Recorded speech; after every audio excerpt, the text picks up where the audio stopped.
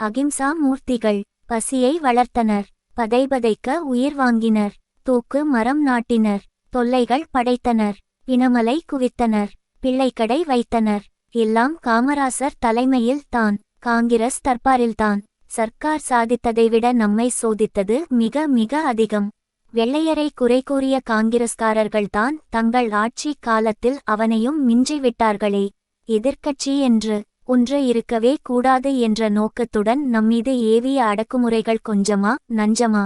நான் காண்ட முடிய இந்த அகிம்சா சர்க்கார் 1982 தடவை துப்பாக்கி பிரயோகம் செய்திருக்கிறதே. இது வெள்ளையன் காலத்தில் கூட நடக்காத அக்கிரமம். வெள்ளையன் ஆட்சியிலே மட்டுமல்ல, வேறெந்த நாட்டிலும் நடந்ததாக தெரியவில்லையே. இத்துடனாவது நின்றுவிட்டார்களா இந்த காந்தி பக்தர்கள்? இல்லை. துப்பாக்கி பிரயோகத்தால் கொல்லப்பட்டவர்களின் எண்ணிக்கை 1ஆ 2ஆ? இல்லை தோழர்களே, 3784 பேர்கள் பதைபதைக்க உயிரிழந்தனர். 10,000க்கு மேற்பட்டவர்கள் காயமடைந்தனர். 50,000 மக்கள் சிறையில் வைக்கப்பட்டனர். சிறைப்பட்டவர்களை பற்றி விசாரணையாவது உண்டா? இல்லை. சிறையிலும் அவர்களை சிப்பாய்கள் சும்மா விட்டார்களா? தடியடிதர்பார் நடத்தினார்கள். தனி கொட்டடியில் இட்டு இம்சித்தார்கள். போதாக்குறைக்கு சுட்டும் பார்த்தார்கள். பரிதாபத்திற்குரிய நம்மவர்கள் அங்கேயும் 82 பேர் உயிரிழந்தார்கள். பாருங்கள் தோழர்களே, நமது ஆட்சி என்று சொல்லிக் கொள்ளுகிறோமே, அதன் லட்சணத்தை. மஞ்சள் பெட்டிக்கு நாம் அளித்த ஓட்டு நம்மை அடிக்கவும் சுட்டுத் தள்ளவும் தான் உதவியது. மக்கள் பசியை தீர்க்கவில்லை. இந்த கொடுமைகள் வேறெந்த நாட்டிலாவது நடக்குமா? நடக்கத்தான் விட்டு வைப்பார்களா அந்நாட்டு மக்கள்? எனக்கு முன் பேசிய நண்பர் ஒருவர் குறிப்பிட்டார், திருவாங்கூர் காங்கிரஸ் ஆட்சியில் மகனை கொண்டு மாதாவை புணர வைத்தார்களென்று. ஆம், நானும் படித்தும் கேட்டும் இருக்கிறேன் அந்த அக்கிரம அநியாய செய்தியை. அதிலும் நமது காங்கிரஸ் ஆட்சியில் நடந்ததாக அவர் கூறியதை கேட்ட உங்கள் மனம் என்ன பாடு பட்டது? இன்னும் விவரமாகச் சொல்லுகிறேன், கேளுங்கள். கேட்டு இந்த அகிம்சா மூர்த்திகளின் காலத்தில் எந்தெந்த விதமான இம்சைகள் நடந்திருக்கின்றன என்று எண்ணி பாருங்கள். பிறகு கூறுங்கள் உங்கள் தீர்ப்பை, யாருக்கு ஓட்டு போடுவது என்று. பொதுவுடைமைவாதி என்ற சந்தேகத்தின் மீது பிடிக்கப்பட்ட ஒருவனை போலீஸ் ஸ்டேஷனுக்கு அழைத்து வந்தார்களாம். அழைத்து வந்தவனை அவன் சுருண்டு சுருண்டு விழும் வரையில் அடித்தார்களாம். அடி தாழாமல் விழுந்த அவன் தண்ணீர் தண்ணீர் என்று கத்தினானாம். அதை கேட்ட அவர்கள் தண்ணீர் வேண்டுமா? இதோ தருகிறேன் என்று கூறி மறைவாக போய் சிறுநீரை கொண்டு வந்து அவன் வாயில் ஊற்றினார்களாம். தண்ணீர் கேட்ட உங்கள் தோழன் சிறுநீராக இருப்பதைக் கண்டு, அட பாவிகளே, நான் தண்ணீர் கேட்டால் மூத்திரத்தை கொடுக்கிறீர்களே என்று பரிதாப குரலில் அலறினான். அவ்வார்த்தையை கேட்ட அப்புலிகள் மறுபடியும் அவனை அடித்து அதையே குடிக்கும்படி செய்தார்களாம். இச்செய்கையால் களைப்புற்ற அவன் அம்மா அம்மா என்று கூச்சலிட்டான். கூச்சலை கேட்டதும் அவர்கள் அவனை பார்த்து, அம்மாவா வேண்டும், இதோ அழைத்து வருகிறோம் என்று ஓடோடியும் சென்று வீட்டில் படுத்திருந்த அவன் தாயை நடுநிசியில் எழுப்பி அழைத்து வந்து மகன் எதிரில் நிறுத்தினார்களாம். எப்படி? 10 மாதம் சுமந்து பெற்றெடுத்த பாலகன் முன் நிர்வாணமாக, பாலூட்டி சீராட்டி வளர்த்த மகனை பார்க்கிறாள் தாய் நிர்வாணமாக. ஆசை மொழிகளை கூறி ஆலோலோ பாடிய அம்மா மட்டுமா நிர்வாணமாக நிற்கிறாள்? இல்லை தோழர்களே, சொல்ல வெட்கமாக இருக்கிறது. அவனையும் அம்மணமாக்கி அம்மா எதிரிலே நிற்க வைத்தார்கள் பாவிகள். அதோடு விட்டார்களா? தாயும் சேயும் நிர்பந்த புணர்ச்சியில் ஈடுபட இம்சித்தார்களாம். என்ன கொடுமை! யாரால் இந்த அக்கிரமங்கள்? அயல் நாட்டினர்கள் ஆட்சியிலா? இல்லை, காந்தியின் சீடர்கள் அகிம்சாவாதிகளின் ஆட்சி காலத்திலே. மாதர்க்கு மதிப்பு கொடுக்கிறோம் என்று கூறும் மகாத்மா காந்தியின் புள்ளி பக்தர்கள் ஆளும் காலத்தில் தான் தோழர்களே. ஜஸ்டிஸ் கட்சி ஆண்ட காலத்தில் உப்பு சத்தியாகிரகத்தின் போது அபராதம் விதிக்கப்பட்டதாம் ஒரு பெண்ணுக்கு. அபராதம் கட்ட கையில் காசில்லை என்று அந்த மாது கூறினாள். அவளுக்கு தண்டனை விதித்த மாஜிஸ்திரேட் தாலியிலுள்ள பொன்னை விற்று அபராதம் செலுத்தும்படி கூறினாராம். இதை கேட்ட தேச பக்தர்களுக்கு உடனே கோபம் வந்து விட்டது. அந்த காலத்தில் சட்ட மந்திரியாக இருந்த ஆற்காட்டு ராமசாமி தாலியை அறுத்தார். பெண்ணின் கற்புக்கு பங்கம் வந்து விட்டது என்று ஊர் முழுதும் கூச்சலிட்டார். தேசிய ஏடுகள் அதை கொட்டை கொட்டையாக போட்டு தங்களுடைய தேர்தலுக்காக பயன்படுத்தி கொண்டன. ஆதாரமற்ற பேச்சுக்கு அர்த்தமற்ற கூச்சல் போட்ட இந்த அகிம்சாவாதிகள் இந்த அக்கிரமத்துக்கு வாய் திறந்து ஏதாவது கூறியிருப்பார்களா? அவர்களது தேசிய ஏடுகள் ஒப்புக்காவது இதை கண்டித்திருக்க வேண்டாமா? தோழர்களே, பாருங்கள், நம் பரமாத்மாக்கள் பாராளும் லட்சணத்தை. இப்படிப்பட்டவர்கள் தான் மாட்டு பெட்டியை காட்டி ஓட்டு கேட்கிறார்கள். நெசவாளர் துயர் நீங்கவில்லை. வேலை இல்லா திண்டாட்டம் அதிகமாகி விட்டது. எங்கும் பட்டினி பட்டாளம் பவனி வர தலைப்பட்டுவிட்டன. பசி கொடுமை தாழாது மக்கள் மாண்டு மடிவது மட்டுமல்ல, தற்கொலையும் செய்து கொள்ளும் நிலைக்கு நாடு வந்து விட்டது இந்த நல்லவர்களின் ஆட்சி காலத்தில். சமீபத்தில் ஐகோர்ட்டில் ஒரு வழக்கு வந்தது. அதை நீங்கள் பார்த்தீர்களோ இல்லையோ? ஒரு நெசவாளி நூல் கிடைக்காத கஷ்டத்தால் பல நாள் பட்டினி இருந்தான். அவன் மனைவி தனது 2 குழந்தைகள் பசியால் வாடி தங்குவது காண சகியாமல் கணவன் வெளிச் சென்றிருந்தபோது தூக்கிலே தொங்க ஆரம்பித்து விட்டாள். வீட்டுக்கு திரும்பி வந்த கணவன் இக்கோர காட்சியைக் கண்டு மனம் வெதும்பி மக்கள் இருவரையும் கொன்றுவிட்டு தானும் தூக்கு கயிற்றில் தொங்க ஆரம்பித்தான். தூக்கில் தொங்கும் பாட்டாளியின் சரீரம் படபடவென அடித்து கொண்ட சப்தத்தை கேட்ட அக்கம் பக்கத்தார் ஓடி வந்து அவனை காப்பாற்றினர். என்ன நடந்தது பிறகு தெரியுமா தோழர்களே? மனைவி மக்களை கொன்று தூக்கிட்டு தற்கொலை செய்து கொள்ள முயற்சித்தான் என்று தண்டிக்கப்பட்டான். ஐகோர்ட்டுக்கு மனு செய்து கொண்டான். பசியால் வாடிய நான் இந்த பாருலகை பிரிய விருப்பப்பட்டேன். பிடித்தார்கள், தண்டித்தார்கள் என்று வழக்கை பரிசீலனை செய்த நீதிபதிகள் அவனை விடுதலை செய்தார்கள், அவன் குற்றவாளி அல்லவென்று. அவன் அந்த நிலைக்கு வர காரணமாக இருந்தது அரசாங்கத்தின் கவன குறைவேயாகும் என்று கூறிவிட்டார்கள். இப்படி நீங்களோ நானோ ஆல்பர்ட் ஜேசுதாசனோ கூறவில்லை தோழர்களே. இந்த ஆட்சியில் அமர்ந்திருக்கும் நீதிபதிகள் கூறுகிறார்கள், அவனது மனைவி மக்கள் மடிய காரணம் ஆளத்தெரியாதவர்களால் வந்த வம்பு என்று. மற்றொரு அதிசயத்தை பாருங்கள். பசியால் வாடி ஒருவன் வேறு வழியின்றி ஓடினான் சுடுகாட்டை நோக்கி. தவம்புரிவதற்கல்ல, வெந்து கொண்டிருந்த பிணத்தை ருசிபார்க்க. பிணத்தின் மீதிருந்த நெருப்பை தள்ளினான். துடைக்கறி வெந்து இளகி இருந்தது சூடாக. ஈத்தான், தின்றான். பசி தீர, பசியின் கோரம்தனிய ஆனந்தம் அவனையும் அறியாமல் வந்து விட்டது. ஆடினான். ஆனந்த தாண்டவம் அல்ல, அப்போதைய பசி தீர்ந்துவிட்டதே என்று ஊரார் பார்த்தனர். போலீசாருக்கு தெரிவித்தனர். போலீசார் ஓடோடியும் வந்தனர். பிடித்து கொண்டனர். பைத்தியமா என்று கேட்டனர். இல்லை, நான் பைத்தியக்காரன் இல்லை. பசியால் பாதிக்கப்பட்ட பரம ஏழை. பசி தீர பிணக்கரியை தின்றேன் என்றான். இல்லை, நீ பைத்தியக்காரன்தான் என்று கூறினர் போலீசார். அவன் இல்லவே இல்லை என கூறினான். ஒப்புக்கொள்ளுவார்களா அரசாங்கத்தினர்? ஒப்புக்கொண்டால் மறுநாளே பத்திரி கையில் வெளிவரும் செய்தியைக் கண்டு வெளிநாட்டார் எள்ளி நகையாடுவார்களே என்று கூறி அவன் பைத்தியக்காரன்தான் என்று பதிவு செய்து கொண்டு அவனை பைத்தியக்காரர்கள் ஆஸ்பத்திரிக்கு அனுப்பிவிட்டார்கள். என்னை கேட்டால் அவன் உண்மையில் பைத்தியக்காரன்தான் என்று கூறுவேன்.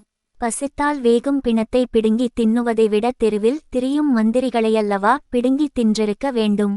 பசி கொடுமையால் மக்கள் புளியங்கொட்டையை சாப்பிட விடுகிறது நமது அரசாங்கம். ஏன், நமது ஆச்சாரியார் புல்லை தின்னுங்கள் என்று கூட வாய் கூசாமல் சொல்லியிருக்கிறாரே. இதையும் கேட்டுக்கொண்டு தானே நாம் சும்மாயிருக்கிறோம். அகி மசையில் நமக்கு நம்பிக்கை இருந்தால் திண்டிவனத்திற்கருகே கத்தாழை தின்று 6 பேர் மாண்டதாக பத்திரிகையில் படித்தோமே, அதை பார்த்து நம் மந்திரிகள் மனம் பதைபதைத்ததா? இல்லையே. அவர்கள் தான் உணவுக்கு உலகத்தையும் அளவுக்கு டில்லியையும் நோக்கி ஆரூடம் பார்க்கிறார்கள் அறிவு கெட்ட தன்மையில். நமது உணவு மந்திரியார் ஒருமுறை டில்லிக்குச் சென்று தென்னாட்டார் உணவு பற்றாக்குறையால் கஷ்டப்படுவதாக கூறினார். உடனே முன்ஷி அதற்கு பிறகு நான் காரணம் கண்டுபிடித்திருக்கிறேன், எல்லாம் தீர்ந்துவிடும் என்றார். உடனே நமது மந்திரி ரோச் விக்டோரியாவுக்கு ஆனந்தம் பொங்கிவிட்டது. காரணம் கேட்டார். உணவு மந்திரி கூறுகிறார், உணவு உற்பத்தி குறைந்து விட்டது தான் காரணம். உற்பத்தி குறைவதற்கு காரணம் விவசாயம் குறைந்து விட்டது. விவசாயம் குறைந்ததற்கு காரணம் நெல் விளைச்சல் அதிகமில்லை. அதிகம் இல்லாததால் அரிசி குறைந்து விட்டது. அரிசி குறைந்ததற்கு காரணம் மழையில்லை. மழையில்லாத தற்கு காரணம் ஆகாயத்தில் மேகமில்லை. மேகமில்லாததற்கு காரணம் மரங்கள் அதிகமில்லை. அதனால் மரம் நடுவிழா ஆரம்பமாகட்டும், சரியாகிவிடும். ஆகவே நீங்கள் உங்கள் மாகாணத்தில் மரம் நடும் வேலையை துவக்க ஏற்பாடு செய்யுங்கள், நான் வந்து விழாவை நடத்தி வைக்கிறேன் என்றார். எஜமானர் உத்தரவுப்படி இந்த மானங்கெட்ட மந்திரிகள் ஊராக மரம் நட ஆரம்பித்தார்கள். ஒன்றாவது பிழைத்ததா? இல்லையே. இதற்காக வரிப்பணம் எத்தனை லட்சம் வீணாகியது. மரம் இல்லாத இடத்தில் மரம் நடுவது கூட நியாயம் என்று ஒப்புக்கொள்வோம். அந்த காரியத்துக்காக இருக்கும் மரங்களை கூடவா வெட்டி விடுவது? கேளுங்கள் ஓர் அதிசயத்தை. வடநாட்டில் ஒரு திறந்த வெளியில் மரம் நடும் விழாவுக்கு ஏற்பாடு செய்தார்கள். திறந்த வெளிக்கு சுற்றுப்புறமும் அடர்ந்த மரங்கள் நிறைந்திருந்தன. மைதானத்தில் நடக்கும் விழாவைக் ஆன அவைகள் மறைத்து கொண்டிருப்பதாக அதிகாரிகள் நூற்றுக்கணக்கான மரங்களை வெட்டி ஒரு சிறு கொடியை நட்டார்களாம். இத்தகைய மேதாவித்தன்மை! என்ன இவர்கள் மூளை! இருப்பதை ஒழித்துவிட்டு மரம் நடும் மடத்தனம் நிறைந்த மகான்கள்தான் மாடுகளை ஓட்டிக்கொண்டு வந்து ஓட்டு கேட்கிறார்கள். இந்த மாடுகளை சட்டசபைக்கு அனுப்பினால் அது சட்டசபையாகவா இருக்கும்? மாட்டுப்பட்டியாக அல்லவா இருக்கும்? தோழர் ஆல்பர்ட் ஜேசுதாசனை பற்றி பலர் பேசினார்கள். அவர் செய்த சேவையின் பட்டியலும் உங்களுக்கு படித்து காட்டப்பட்டது. நான் அவரது சேவையை கூறி உங்கள் ஓட்டுக்களை போடும்படி கேட்கப் போவதில்லை. அவர் வெற்றி பெறுவது காங்கிரஸை தோற்கடிப்பதில் இருக்கிறது. காங்கிரஸ் மந்திரிகளை பற்றி நாம் கூறுவதைக் கண்டு யாரும் ஆச்சரியப்பட மாட்டார்கள். அவர்களை தினமும் துதி பாடும் தேசிய ஏடு கூறுகிறது சோம்பேறி மந்திரிகள், சொரணை கெட்ட இம் ஹில் ஈ கள் என்று. இப்படிப்பட்டவர்கள் சட்ட சபையிலிருந்து பொதுமக்களுக்காக என்ன பணியாற்ற முடியும்? ஆகவே தான் அவர்கள் இருக்க வேண்டிய இடத்தில் நமது ஆல்பர்ட் ஜேசுதாசன் அவர்கள் இருப்பதே நல்லதென்று நமது கழகம் நினைத்தது. நமது கழகம் சர்வாதிகார போக்குடையது அல்ல. 140 பேர்களை கொண்ட ஒரு பொதுக்குழுவிற்கு கட்டுப்பட்டு நடப்பது. அதன் முடிவுப்படி கழகத்தவர் நடப்பதுதான் கடமை. நாம் தேர்தலில் நிற்பதில்லை என்று சேலத்தில் முடிவு கட்டினோம். அதன்படியே நடந்து வருகிறோம். நம்மை கேட்கிறார்கள் பொதுமக்கள், நீங்கள் ஏன் தேர்தலில் நிற்கவில்லை என்று. நான் அவர்களுக்கு கூற ஆசைப்படுகிறேன், நமக்கு நிற்பதற்கு தகுதியோ திறமையோ இல்லை என்ற காரணத்தால் அல்ல அம்முடிவு.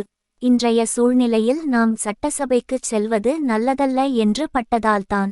சபைக்கு போகாததால் நமக்கு அரசியல் ஞானம் இல்லை என்று கூறிவிட முடியாது. ஆன புள்ளினா கூறுவது போல் இந்த ஆட்சி பீடம் நமக்கு இடங்கொடுத்தால் அடுத்த 3 நாட்களுக்குள் ஆச்சரியப்படும்படி ஆட்சியை நடத்தி காண்பிப்போம். அப்படிப்பட்ட அறிவாளிகளும் அரசியல் ஞானம் படைத்த வாலிபர்களும் நம்மிடையே இருந்து வருகிறார்கள்.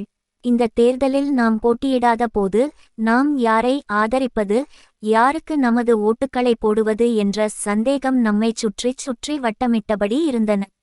இந்த தொகுதியில் தோழர் ஜீவானந்தம் தேர்தலுக்கு நிற்பது உங்களுக்கு தெரியும். அவர் கம்யூனிஸ்ட் கட்சியைச் சேர்ந்தவர், நமது பழைய நண்பர், சுயமரியாதைக்காரர். அவர் அண்ணாவை பல முறை சந்தித்து தேர்தலில் கலந்து கொள்ளும்படி கேட்டார். அண்ணா சந்தோஷப்பட்டார் அவரது ஆர்வத்தைக் கண்டு. தேர்தலில் தம் கட்சி கம்யூனிஸ்டுகளுக்கு நண்பராக இருந்து தோளோடு தோள் சேர்ந்து வேலை செய்யும், அதுவே எனது ஆசையும் என்று கூறினார். ஆனால் ஐக்கிய முன்னணியில் சேர்ந்து காங்கிரஸை தோற்கடிக்க அழைத்தார் ஜீவா. ஐக்கிய முன்னணி என்பது யார் யாரை கொண்டது என்ற கேள்வியை எழுப்பினார் அண்ணா. நீங்களும் நானும் பெரியாரும் சேர்ந்துள்ள கட்சிகள் தான் என்றாராம் ஜீவா. மிகவும் சந்தோஷம். ஆனால் நீங்கள் முதலில் பெரியாரின் சம்மதம் பெற்று வாருங்கள் என்றார் அண்ணா. பிறகு வந்த ஜீவா, ஐயா உங்களை ஒரு கட்சியாக ஒப்புக்கொள்ள முடியாதென்று கூறுகிறார். ஆகவே நீங்கள் எங்களுக்கு உதவி செய்ய வேண்டும் என்றார். தோழர் ஜீவானந்தம் மிகவும் நல்லவர் மட்டுமல்ல, அரசியல் ஞானம் படைத்த அறிவுடைமையை பேச்சாளியுமாகும். அவருக்கு தெரியும் ஐக்கிய முன்னணி என்பது சரிசமத்துவம் கொண்ட கட்சிகள் ஒன்றோடொன்று உயர்வு தாழ்வற்ற முறையில் பாவிக்க வேண்டுமென்பது.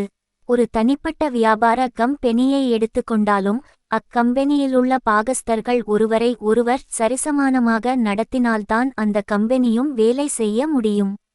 அப்படிக்கின்றி நம்மை கட்சி என்றே ஒப்புக்கொள்ள முடியாத ஒருவனுடன் கூடி எப்படி பணியாற்ற ஐக்கிய முன்னணி அமைக்க முடியும்? ஆகவே அண்ணா தனது கட்சியின் பொதுக்குழுவின் சம்மதம் பெற்று தெரிவிப்பதாக கூறினார். பொதுக்குழு மதுரையில் கூடியது. சுமார் 45 பேர்கள் விவாதித்து கடைசியில் கம்யூனிஸ்ட் கட்சிக்கு நமது உதவியை தருவது என்று முடிவு செய்தது. திராவிட நாட்டு பிரிவினைக்கு ஆதரவு தேட சட்டசபையிலும் பாடுபடுவதற்காக ஒப்பந்தம் ஒன்றில் கையொப்பமிட கம்யூனிஸ்டுகளுக்கு நிபந்தனை போட்டது. அதை உத்தியோகபூர்வமாகவும் கம்யூனிஸ்ட் கட்சிக்கு தெரிவித்தது. அவர்கள் தங்கள் முடிவை ஜனசக்தி தாள் மூலமாக சூசகமாக தெரிவித்தனர். மதுரை கூட்டத்திற்கு முன்பு பல கூட்டங்களில் நாங்கள் திராவிட நாட்டு பிரிவினையை ஆதரிக்கிறோம் என்று பேசி வந்ததுடன் அக்கட்சியின் தலைவர் டாங்கேயும் திராவிட நாடு வினை நியாயமான கோரிக்கைதான் என்று கூறி வந்தவர்கள் நம்முடைய மதுரை தீர்மானத்திற்கு பிறகு திராவிட நாடு பிரிவினை அர்த்தமற்றது, திராவிட ஆரிய கலாச்சாரம் என்பது ஒன்றுமில்லை என்று கூறிவிட்டார்கள். காரணம், நமது ஒப்பந்தத்தில் கையொப்பமிட வேண்டுமென்ற நிபந்தனை கண்டு மேடையில் பேசி வந்தவர்கள் அந்த குறுகிய காலத்திற்குள் தங்கள் போக்கை மாற்றிக்கொள்ளும் சக்தி வாய்ந்தவர்களை நாம் எப்படி நம்ப முடியும்? கஷ்ட நஷ்டங்களை தாங்கி ஏசல் பேச்சுகளை ஏற்று தடியடிபட்டு சிறை சென்று துப்பாக்கி பிரயோகத்திற்கு ஆளாகி கட்டி காப்பாற்றிய நமது இலட்சியத்தை, நமது ஜீவதார உரிமையாகிய திராவிட நாடு பிரிவினையை மறந்து நாம் எப்படி உதவி செய்ய முடியும்? நமக்கு கம்யூனிஸ்டுகளிடம் அளவற்ற மதிப்பு உண்டு. அதற்காக லட்சியத்தை விட்டு கொடுக்க முடியுமா? முடியாது. ஆகவே நிபந்தனை காட்டினோம், நமது நேசக்கரத்தை நீட்டினோம். கம்யூனிஸ்டுகள் நமது நட்பை பெற இசையவில்லை. ஆகவே நாம் நமது லட்சியத்தை ஒப்புக்கொள்ளுபவர்கள் யார் யார் என்று பார்த்தோம். மாவட்ட கமிட்டி சிபாரிசு செய்தவர்களுக்கு தேர்தலில் உதவி செய்வது என்ற முடிவுக்கு வந்தோம். இதில் தப்பிதம் என்ன இருக்கிறது? நாம் ஏதும் முடியாத ஒன்றை கேட்கவில்லையே. இதுவரை மேடையில் திராவிட நாடு பிரிவினையை ஆதரித்தவர்களைத்தானே கேட்டோம். ஒப்பந்தத்தில் கையெழுத்து போடு என்று. முடியாது என்றார்கள். சந்தோஷம். தேர்தல் வரை ஒதுங்கி நிற்பது அல்லவா நாணயமுள்ளவர்களுக்கு அழகு. அதைவிட்டு தியாகிகளின் பெயரைச் சொல்லி நம்மை திட்டுவது நியாயமா? அதிலும் நமது ஜீவானந்தமா நம்மோடு பல நாட்கள் பழகி நமது கொள்கைக்காக போராடியவரா நம்மையே திட்டுவது? தோழர் ஜீவா கூட்டமொன்றில் குறிப்பிட்டாராம், தி.மு. கழகம் தனது முடிவை தேடி நடந்து கொண்டிருக்கிறது என்று. ஜார் மன்னரை அழித்து ஹிட்லரின் இருப்பிடம் தெரியாமல் செய்து சோலினியைச் சென்ற இடம் தெரியாமல் ஓடச் செய்த கம்யூனிஸ்ட் கட்சியுடன் நாம் மோதிக்கொள்ளுகிறோமாம். இவர்களுக்கு ஏற்பட்ட கதியே தி.மு. கழகத்துக்கு ஏற்படுமாம். யார் கூறுவது? நமது மதிப்பிற்குரிய ஜீவா. நமக்கு கம்யூனிசம் என்றால் என்னவென்று தெரியும். அவர்களை விட நாம் கம்யூனிஸ்டுகளின் விரோதிகளல்ல. அவர்கள் நம்மை விரோதிகளாக பாவிக்கின்றார்கள். நாம் கம்யூனிசம் வேண்டாம் என்று கூறவில்லை. பாகிஸ்தான் பிரிந்த பிறகு அங்கே கம்யூனிஸ்ட் கட்சி இல்லையா? இருக்கிறதே. பாகிஸ்தான் கம்யூனிஸ்ட் கட்சி என்ற பெயரை வைத்துக்கொண்டு அதைப்போலவே திராவிட நாட்டு பிரிவினைக்கு பிறகு திராவிட நாட்டு கம்யூனிஸ்ட் கட்சி என்று வைத்துக் கொள்ளலாமே. அதைவிட்டு எங்களை ஏன் தூற்ற வேண்டும்? குறை கூற வேண்டியது வேறிடத்தை பார்த்தல்லவா? எங்கள் நேசத்தால் அவர்களுக்கு நஷ்டமேற்பட்டிருக்காதே. உண்மையிலேயே கம்யூனிஸ்ட் கட்சி பூச்சுவாக்களின் விரோதி என்றால் சாமியப்பாவை அல்லவா எதிர்த்திருக்க வேண்டும்? தஞ்சை மண்ணிலே குருதி கொட்ட காரணமாக இருந்த சாமியப்பாவை அல்லவா தோற்கடிக்க பாடுபட வேண்டும். அதைவிட்டு தி.மு. கழகத்தை பழித்து கூறுவது கூடாதென்று ஜீவாவுக்கு தெரிவித்துக் கொள்ளுகிறேன். ஜீவா நல்ல உழைப்பாளி, பேச்சாளி. அவரது உழைப்பும் பேச்சும் நமக்கு மிக மிக அவசியம். அவரை சட்டசபையில் போட்டு அடைத்து வைப்பதை விட வெளியில் இருப்பதுதான் மக்களுடைய நன்மைக்கு மிகவும் நல்லது. ஆல்பர்ட்டை போன்ற சட்ட அறிவாளிகள் அங்கு சென்று ஜீவா நம்முடன் இருந்தால் நாட்டில் இன்னும் நல்ல காரியத்தை செய்யலாம். ஆகவே ஆல்பர்ட் ஜேசுதாசனுக்கு உங்கள் வாக்குகளை அளித்து அவரை அங்கு அனுப்புங்கள். கம்யூனிஸ்ட் கட்சி தியாகிகள் அவர்களுடனா போட்டி போடுவது என்று கேட்கிறது பெரியார் ஏடு. நாங்கள் மட்டுமென்ன தியாகம் செய்யாதவர்களா? தியாகம் என்ற பொருளுக்கு அர்த்தம் அவர்களுக்கு தெரியவில்லை என்றுதான் கூறுவேன். தியாகம் என்பது உயிர் துறப்பது என்பது மட்டுமல்ல, தியாகத்திற்கு பலன் தெரிய வேண்டுமே. ஆச்சாரியார் சென்னை வந்தபோது 150 பேர் அடிபட்டு படுக்கையில் கிடந்தார்கள். தங்கசாலை தெரு கழக கட்டிடத்தில் அவர்களை கண்டு அண்ணா கண்ணீர் விட, அவர்கள் அண்ணாவை கண்டு கண்ணீர் விட்ட காட்சியை ஜீவா கண்டிருந்தால் அவரும் கண்ணீர் விட்டிருப்பாரே. பெண்களின் ரவிக்கை கிழியும்படி அடிக்கவில்லையா ஆச்சாரியாருக்கு கருப்பு கொடி காட்டியபோது? சிறைக்குச் சென்றவர்கள் எத்தனை பேர்? குன்றத்தூரில் 8 தடவை துப்பாக்கி சுட்டதே யாரை? எங்களையல்லவா? ஆரியமாயை எழுதியதற்காக 6 மாதம் சிறை சென்றவரை 10 நாட்களில் வெளியே அனுப்பிவிட்டதே. இதனால் தெரியவில்லையா எங்கள் தியாகத்தின் பலன்? கம்யூனிஸ்டுகளால் முடியவில்லையே சிறையில் கிடப்பவர்களை விடுதலை செய்ய. நாம் இதுவரை கட்டி காப்பாற்றிய இலட்சியம் திராவிட நாடு. அதை அடை எல்லா வகையிலும் பாடுபடுவோம் என்று ஆல்பர்ட் ஜேசுதாஸ் கூறினார். அதை கேட்டபோது நான் அடைந்த ஆனந்தத்திற்கு அளவே கிடையாது. நமது இலட்சியத்தை அலட்சியம் செய்பவர்கள் யாராக இருந்தாலும் நமக்கு அக்கறை இல்லை. நாடு பிரிவதற்கு பாடுபடுவதாக உறுதியளித்த ஜேசுதாசனுக்கே ஒட்டு கொடுத்து ஆதரியுங்கள். அவர் வெற்றி பெற்றால் நாட்டு பிரிவினைக்கு நாம் முதல் வழி வகுத்தவர்களாவோம். ஆல்பர்ட்டுடைய சின்னம் ஒட்டகம். ஒட்டகம் பாலைவனங்களை கடக்கக்கூடியது. மிகவும் சாதுவானது. அது போய்ச் சேரும் இடத்திற்கு தனக்கு வேண்டிய உணவைச் சேகரித்து வைத்துக்கொள்ளும் சக்தி பெற்றது. அதைப்போலவே ஒட்டகச் சின்னமுடைய ஆல்பர்ட்டும் நமக்கு இண்டியவைகளைச் சேகரித்துக்கொண்டு சட்ட சபையில் போராடுவார். திராவிடம் என்ற பாதுகாப்பு இல்லாவிட்டால் தானிய கதிர்களை சட்ட சபையில் மாடுகள் மேய்ந்து விடும். ஜாக்கிரதை. ஒட்டக பெட்டியில் ஓட்டு போடுவதை ஒவ்வொருவரும் மறக்க வேண்டாம். வாழ்க திராவிடம். மாலை மணி டிசம்பர் 6, 1951. நம்ம மந்திரிகள். நம்ம சர்க்காரில் மந்திரிகளின் குட் டை வெளிப்படுத்திவிட்டால் வெளிநாட்டான் நம்மை பற்றி நகைக்க மாட்டானா? நம்ம மந்திரிகளின் யோக்கியதைகளை அம்பலப்படுத்துவோரை பார்த்து நமது சர்க்கார் அனுதாபிகள் கூறும் சமாதான வார்த்தைகள் இப்படித்தான் இருக்கும். இப்படியே நம்மை நாமே சமாதானப்படுத்தி கொண்டு ஆட்சிபீட மகான்கள் செய்யும் காரியமனைத்தும் மகோன்னத செயல் என்றே கூறிக்கொண்டு இருந்ததின் விளைவே இந்த நாடு வறுமையால் அவதிப்பட நேரிட்டுவிட்டது என்பதை எவரும் மறுக்க முடியாது. ஆட்சி பீடத்திலமர்ந்தோர் செய்யும் தகாத செயல்களையும் கண்டிக்க இந்த நாட்டில் எதிர்க்கட்சி இல்லாமல் ஆக்கப்பட்டு விட்டது. அதனாலேயே எதேச்சாதிகாரம் தலைதூக்கி நிற்க ஆரம்பித்து விட்டது. மக்களின் ஆதரவிலே ஆட்சிக்கு வந்து மக்களின் நலத்திலேயே நாட்டம் செலுத்தாது தங்கள் சுகபோக வாழ்விலேயே கண்ணும் கருத்துமாக கொலு வீற்றிருக்கும் நம் காங்கிரஸ் மந்திரிகளுக்கு பாடம் கற்பிக்கும் வகையிலே வெளிநாட்டுச் செய்திகள் பல வந்த வண்ணம் இருக்கின்றன. மையில் பதவிக்கு வந்த இங்கிலாந்து பிரதமர் சர்ச்சில் தன் சம்பளத்தை குறைத்துக்கொண்டதோடு தன் சக மந்திரிகளின் சம்பளத்தையும் தகுதிக்கேற்றவாறு குறைத்திருக்கிறார். ஆண்டொன்றுக்கு 10,000 பவுன் சம்பளமாக இருந்ததை 7,000 பவுனாக தன் சம்பளத்தை குறைத்து கொண்டிருக்கிறார். சிவப்பு சீனாவின் தலைவர் மாசே தூங் மாதம் 800 ரூபாய்கள் தான் சம்பளம் பெறுகிறாராம். பாரசீக பிரதமர் முசாதிக் மிக குறைந்த அளவு சம்பளம் பெறுவதோடு தனக்காக உள்ள சர்க்காரின் கார்களை கூட பயன்படுத்திக் கொள்வதில்லையாம். அதே நேரத்தில் நம் மந்திரிகளை கவனிப்போம். இவர்கள் மாதம் ஒன்றுக்கு பல்லாயிரக்கணக்கிலே சம்பளம் பெறுவதோடு எதற்கெடுத்தாலும் தனி அலவன்ஸ் பெற்றுக்கொள்வதில் தவறுவதில்லை. சென்னை மந்திரிகள் ஓராண்டுக்கு முன்பு தங்கள் சம்பளம் அலவன்ஸ் போதாமல் தங்கள் குடும்ப மருத்துவச் செலவிற்கும் அரசாங்கச் செலவில் பணம் பெறும் சலுகையை தீர்மானமாக்கி நிறைவேற்றிக் கொண்டது நினைவிருக்கலாம். தேர்தல் பிரசாரத்திற்கு வேறு சர்க்காரின் பணத்தை பாழ்படுத்தினார்கள். நம் மந்திரிகளின் கோலாகல வாழ்வு அவர்கள் நடத்தும் அட்டகாசம் மக்கள் சர்க்காரிலே நடப்பதாகவா இருக்கிறது?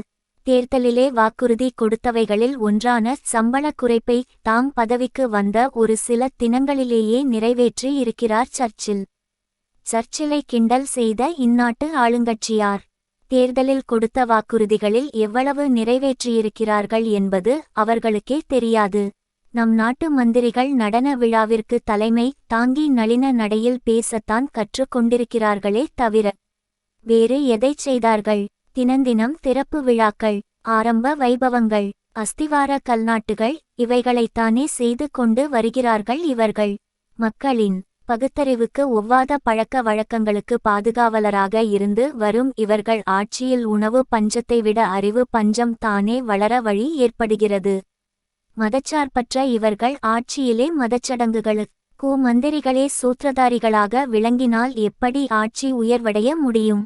மக்கள் பகுத்தறிவு பெற முடியும்? வருஷ பிறப்புக்கு பஞ்சாங்கம் படிக்கிற மந்திரிகள் இராமல் லீலா வைக்கண்டு கழித்து பரவசப்பட மந்திரிகள், சோமநாதர் கோவில் திருப்பணியில் ஈடுபடும் மந்திரிகள், தீபாவளியை தேசிய திருநாள் போன்று கொண்டாடும் அமைச்சர்கள் இருக்கும் வரை இந்த நாடு எப்படி உருப்பட முடியும்?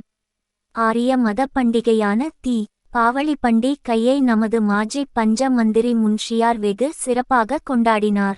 இந்திய குடியரசுத் தலைவர் இராஜேந்திர பிரசாத், பிரதமர் நேரு உட்பட பல உயர்தர உத்தியோகஸ்தர்கள் கூட அம்மாதிரி பண்டிகையில் கலந்து கொண்டிருக்கிறார்கள் பலமுறை. இதன் அர்த்தம் என்ன? தென்னாட்டு திராவிட மக்கள் பகிஷ்கரிக்கும் தீபாவளியை வட நாட்டு தலைவர்கள் வெகுவாக வரவேற்கிறார்கள் என்பதை காட்டுவதற்குத்தானே பயன்படுகிறது. நாட உள்ளீட்டிலே பஞ்சம் தலைதூக்கி நிற்கும் நேரங்களிலே பொறுப்பும் கடமையும் உணர்ந்த மந்திரிகளால் பண்டிகை கொண்டாடவா நேரமிருக்கும்? அதற்கு மனம்தான் துணியுமா? துயரக் கடலில் தத்தளித்து நிற்கும் நாட்டு மக்களின் நல்களைய இலாயக்கற்ற சிறிதும் தகுதியோ திறமையோ இல்லாத வெறும் சுயநல அரசியல் சூதாட்டக்காரர்களெல்லாம் ஆட்சிக்கு வந்ததினால் ஏற்பட்ட பலன்தானே நாடு இன்று இக்கதிக்கு உள்ளாகி இருக்கிறது. இதைத்தானே உண்மையான சபத்தர்கள் உள்பட எல்லா எதிர்க்கட்சி தலைவர்களும் எடுத்து கூறி வருகின்றனர். இதை எடுத்துச் சொன்னால் அடக்குமுறை பாணத்தை காட்டி சிறையிலே தள்ளி சித்திரவதை செய்து ஜார் ஆட்சி நடத்தினால் இவர்களை எந்த நாட்டுக்காரர்கள் தான் மதிப்பார்கள்? எனவே இந்த கொடுங்கோலர்களின் ஆட்சியை உபதேசத்தையும் சகித்து இந்த நம்ம சர்க்கார் மக்கள் கேட்டுக்கொண்டிருப்பார்கள் என்பதை இந்நாட்டு ஒரு சிறு குழந்தை கூட ஒப்புக்கொள்ளாது. மாலை மணி ஜனவரி 1, 1951. அமைச்சரின் ஆலோலம். பொதுவாக ராஜ்யத்தில் தற்போது குற்றங்கள் ஓரளவு அதிகரித்துள்ளன. சொல்வது நாமல்ல, சென்னை முதன்மந்திரியாரே பத்திரிகை நிருபர்கள் மாநாட்டில் கூறியிருக்கிறார். கள்ள மார்க்கெட், பதுக்கல், திருட்டுச் சாராயம், காய்ச்சல், தெருவிலே அடிப்பிடி, சண்டை, கொலை, களவு, இன்னோரன்ன குற்றங்கள் நாட்டிலே மலிந்து கிடக்கின்றன. கவனிக்க நாதியற்று சென்னை மந்திரிகள் தங்கள புள்ளி தவறுகளை எப்போதுமே தாமதமாகத்தான் உணர்கிறார்கள். அப்படி தாமதித்து வந்த உண்மையைத்தான் பிரதமர் வெளியிட்டிருக்கிறார். போலீஸ் படைக்காக சென்னை செலவிடும் தொகை வெள்ளையர் காலத்தை விட பல மடங்கு அதிகம். புதிய போலீஸ் ஸ்டேஷன்கள் வேறு திறக்கிறார்கள். ஆனால் பிரதமரே வேதனையோடு வெளியிடுகிறார், ராஜ்யத்தில் குற்றங்கள் அதிகமாகிவிட்டன என்று. ராமராஜ்யம் கிடைத்தவுடனே பஜனை மடங்கள் அதிகமாகுமென எண்ணினோம். அவர்களும் அந்த காரியத்தில்தான் ஈடுபட்டிருந்தார்கள். நாடாளும் பொறுப்பு கிடைக்கும் வரையில் நிர்வாகம் என்றால் ராம்தூன் பாட்டை போல சுலபமானது என்றுதான் நினைத்திருந்தார்கள். இப்போது நிர்வாகம் என்பது எவ்வளவு சிக்கலானது என்பது தெரிந்திருக்கிறதே தவிர நிர்வாகத்தை நடத்திச் செல்லும் பாதை தெரியாமல் தவிக்கிறார்கள். ஜார் ரஸ்புடின் பாதைகளிலே பார்வையை செலுத்துவதால் இன்ப பயணத்தை இழந்து துன்பச் சிந்து இசைத்த திகிர இழித்த வாய்த்தனத்துக்கு ஆளாகிறார்கள். புதிய பள்ளிக்கூடங்கள் திறக்கிறார்கள் என்று கேள்விப்படவில்லை. புதிய ஆலைகள் அமைக்கிறார்கள் என்று கேள்விப்படவில்லை. புதிய தொழில்களை ஏற்பாடு செய்தார்கள் என்று கேள்விப்படவில்லை. புதிய போலீஸ் ஸ்டேஷனை அமைக்கிறார்கள் என்பது மட்டும் தெரிகிறது. அதோடு குற்றங்களும் பெருகுகின்றன என்று மந்திரியாரே தகவல் தருகிறார். போலீசார் திறமை அற்றவர்களா? பலசாலிகள் அல்லவா? கொலையை கண்டால் குலை நடுக்கமெடுத்து கொலைகாரனை விட்டுவிட்டு ஓடக்கூடிய கோழைகளா? திருடனை தீண்டுவது பாபம் என்று கூறுகிற குறை மதியாளர்களா? இல்லை, கெட்டிக்காரர்கள். ஆனாலும் குற்றங்கள் குறையவில்லை, அதிகமாகின்றன. காரணம் என்ன? மந்திரியார் சொல்லுகிறார், பொருளாதார நிலைதான் முக்கிய காரணமென்று. பொருளாதார நிலையில் தாழ்ந்திருப்பவர்கள் மட்டும் குற்றம், பொருள் மீது பொருள் குவிக்கும் பேராசைக்காரர்களும் குற்றம் செய்கிறார்கள். கள்ள மார்க்கெட் ஏழைகளா நடத்துகிறார்கள்? காரைக்கால், புதுச்சேரி சாமான்களை ஏழைகள் மட்டுமா கொண்டு வருகிறார்கள்? பொருளாதார நிலை ஒன்றுதான் குற்றங்களுக்கு காரணம் என்பது பிரதமரின் போலிச் சமாதானமே தவிர வேறில்லை. சரியான காரணத்தை கண்டுபிடிக்க முடியாமல் சஞ்சலப்படுகிற வழக்கம் நம்ம சர்க்காரு இக்கு பழக்கமான விஷயம். போலீஸ்காரர்களை பயன்படுத்த தெரியாத மந்திரியார். குற்றங்கள் அதிகரித்துவிட்டன என்று புலம்புவதால் பயனில்லை. வீட்டுக்கு சமையலுக்காக வைத்த ஆளை அவனுக்கு படிக்க தெரியும் என்பதற்காக குமாஸ்தாவாகவும் ஆக்கிக் கொண்டால் சமையல் வேலை ஒழுங்காகவா நடக்கும்? அதே போலத்தான் போலீஸை பயன்படுத்தி குற்றங்களை வளர வீடுகிறார்கள் ஆட்சியாளர்கள். எதிர்க்கட்சியை அடக்குமுறை பிரயோகிக்க, தடையை மீறினால் கைது செய்ய, கூட்டங்களுக்குச் சென்று என்ன பேசுகிறார்கள் கவனிக்க, துப்பாக்கி பிரயோகம் செய்ய, தடியடி தர்பார் நடத்த, பாதுகாப்பு கைதிகளை பிடிக்க இப்படி பயன்படுத்தப்படுகிறது போலீஸ். நாட்டை காப்பாற்றுவது, நாசத்தை தடுப்பது என்கிற லட்சியத்திலிருந்து போலீசார் பிரிக்கப்பட்டு காங்கிரஸையும் காங்கிரஸ் ஆட்சியையும் கரையாமல் கண்காணிக்க உபயோகப்படுத்தப்படுகிறார்கள். எந்த மந்திரி எங்கே போகிறார், யார் கருப்புக்கொடி பிடிக்கிறார்கள் என்பதை அறிந்து கொண்டு குதிரை பட்டாளத்தை விடலாமா? குன்றத்தூர் நடத்தலாமா என்று யோசனை செய்யும் நிலைமையை போலீசுக்கு ஏற்படுத்தி விட்டு குற்றங்கள் மலிந்து விட்டன என்றால் ஏன் மலியாது? குற்றங்களை கண்டுபிடிக்க போலீசுக்கு நேரமேது? ஒரு எம்.எல்.ஏ பேசுகிறார் என்றால் பாதுகாப்புக்கு 80 போலீஸ் தேவைப்படுகிறதே. எப்படி குற்றங்களை கண்டுபிடிக்க முடியும் அவர்களால்? மாதத்துக்கு 30 நாள் மந்திரிகள் சுற்றுப்பயணம் நடத்துகிறார்கள். ஊருக்கு ஊர் போலீசார் மந்திரிக்கு பராக்கு கூறும் பணியிலே ஈடுபட வேண்டியிருக்கிறது. குற்றங்களை குறைப்பது ஆகிற காரியமா? கூட்டம் நடத்த அனுமதி, ஒலிபெருக்கி வைக்க உத்தரவு, இப்படி எல்லாம் எதி? எற்கட்சிகளை மடக்கும் புது புது சுமைகளை போலீசார் தலையில் சுமத்திவிட்டு புலம்புகிறது சர்க்கார். பூனையின் தலையில் யானை அளவு பாரத்தை தூக்கி வைத்துவிட்டு எலித்தொந்தரவு அதிகமாகிறது என்று சொல்வது கேலிக்குரியது மட்டுமல்ல, கடைந்தெடுத்த முட்டாள்தனம். நிர்வாகங்கள் இவர்கள் ஆட்சியிலே நிலையில்லா குணங்களாகிவிட்டன. அடிக்கடி அதிகார கற்களை வீசி அலைக்கழிப்பதே இவர்கள் ஆட்சி முறையாகி விட்டது. ஆனாலும் ஆலோலம் பாட தவறுவதில்லை. அடிக்கடி கொலையும் களவும் சமுதாயத்துக்கு தீங்கூட்டும் காரியங்கள். அவைகள் தடுக்கப்பட ஆலோலம் பாடினால் மட்டும் போதாது, அடக்குமுறை பாதையும் பயன் தந்துவிடாது. இதை இய வேண்டும். குற்றம் மலிந்துவிட்டதென கூறும் மந்திரியார். மாலை மணி ஜூன் 8, 1951. காட்கில் காம்போதி. காங்கிரஸ் ஆட்சியின் தவறுதல்களையும் திறமையின்மையையும் மக்கள் மறந்துவிட வேண்டும். காங்கிரஸ் இற்கார் சில தவறான காரியங்களை செய்திருக்க கூடும்.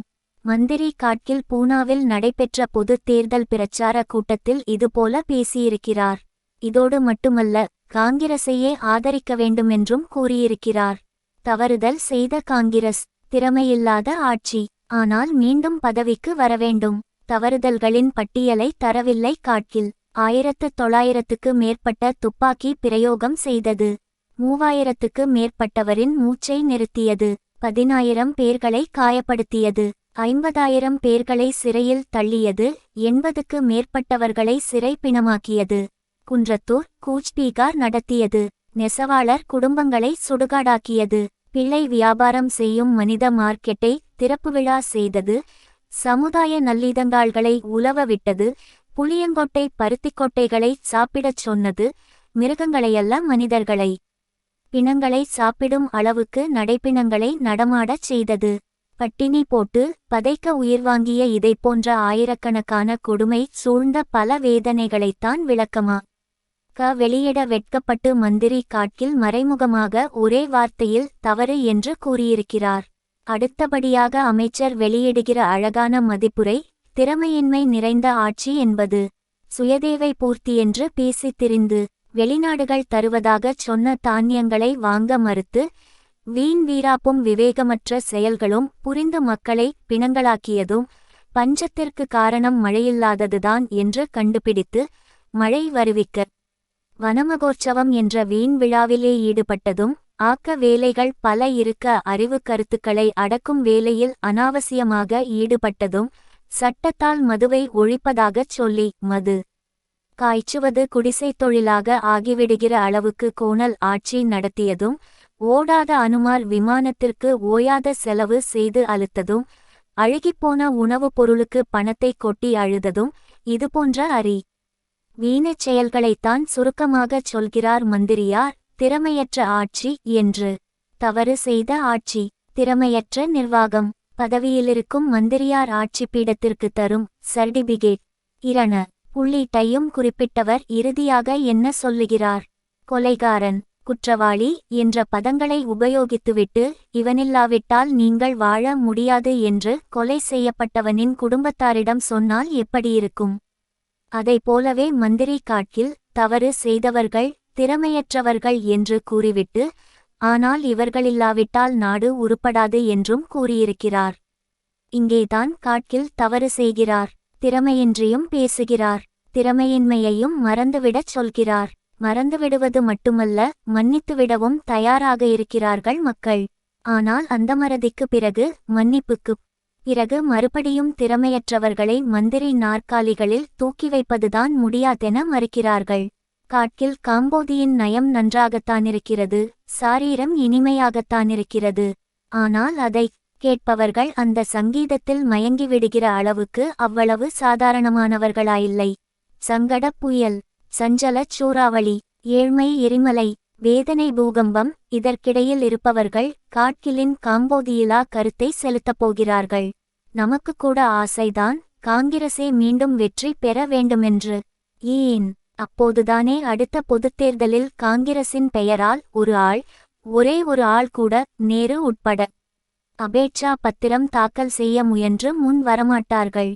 அந்த நல்ல முடிவை தான் காட்கிலின் காம்போதி எதிரொலிக்கப் போகிறது. மாலை மணி, நவம்பர் 22, 1951.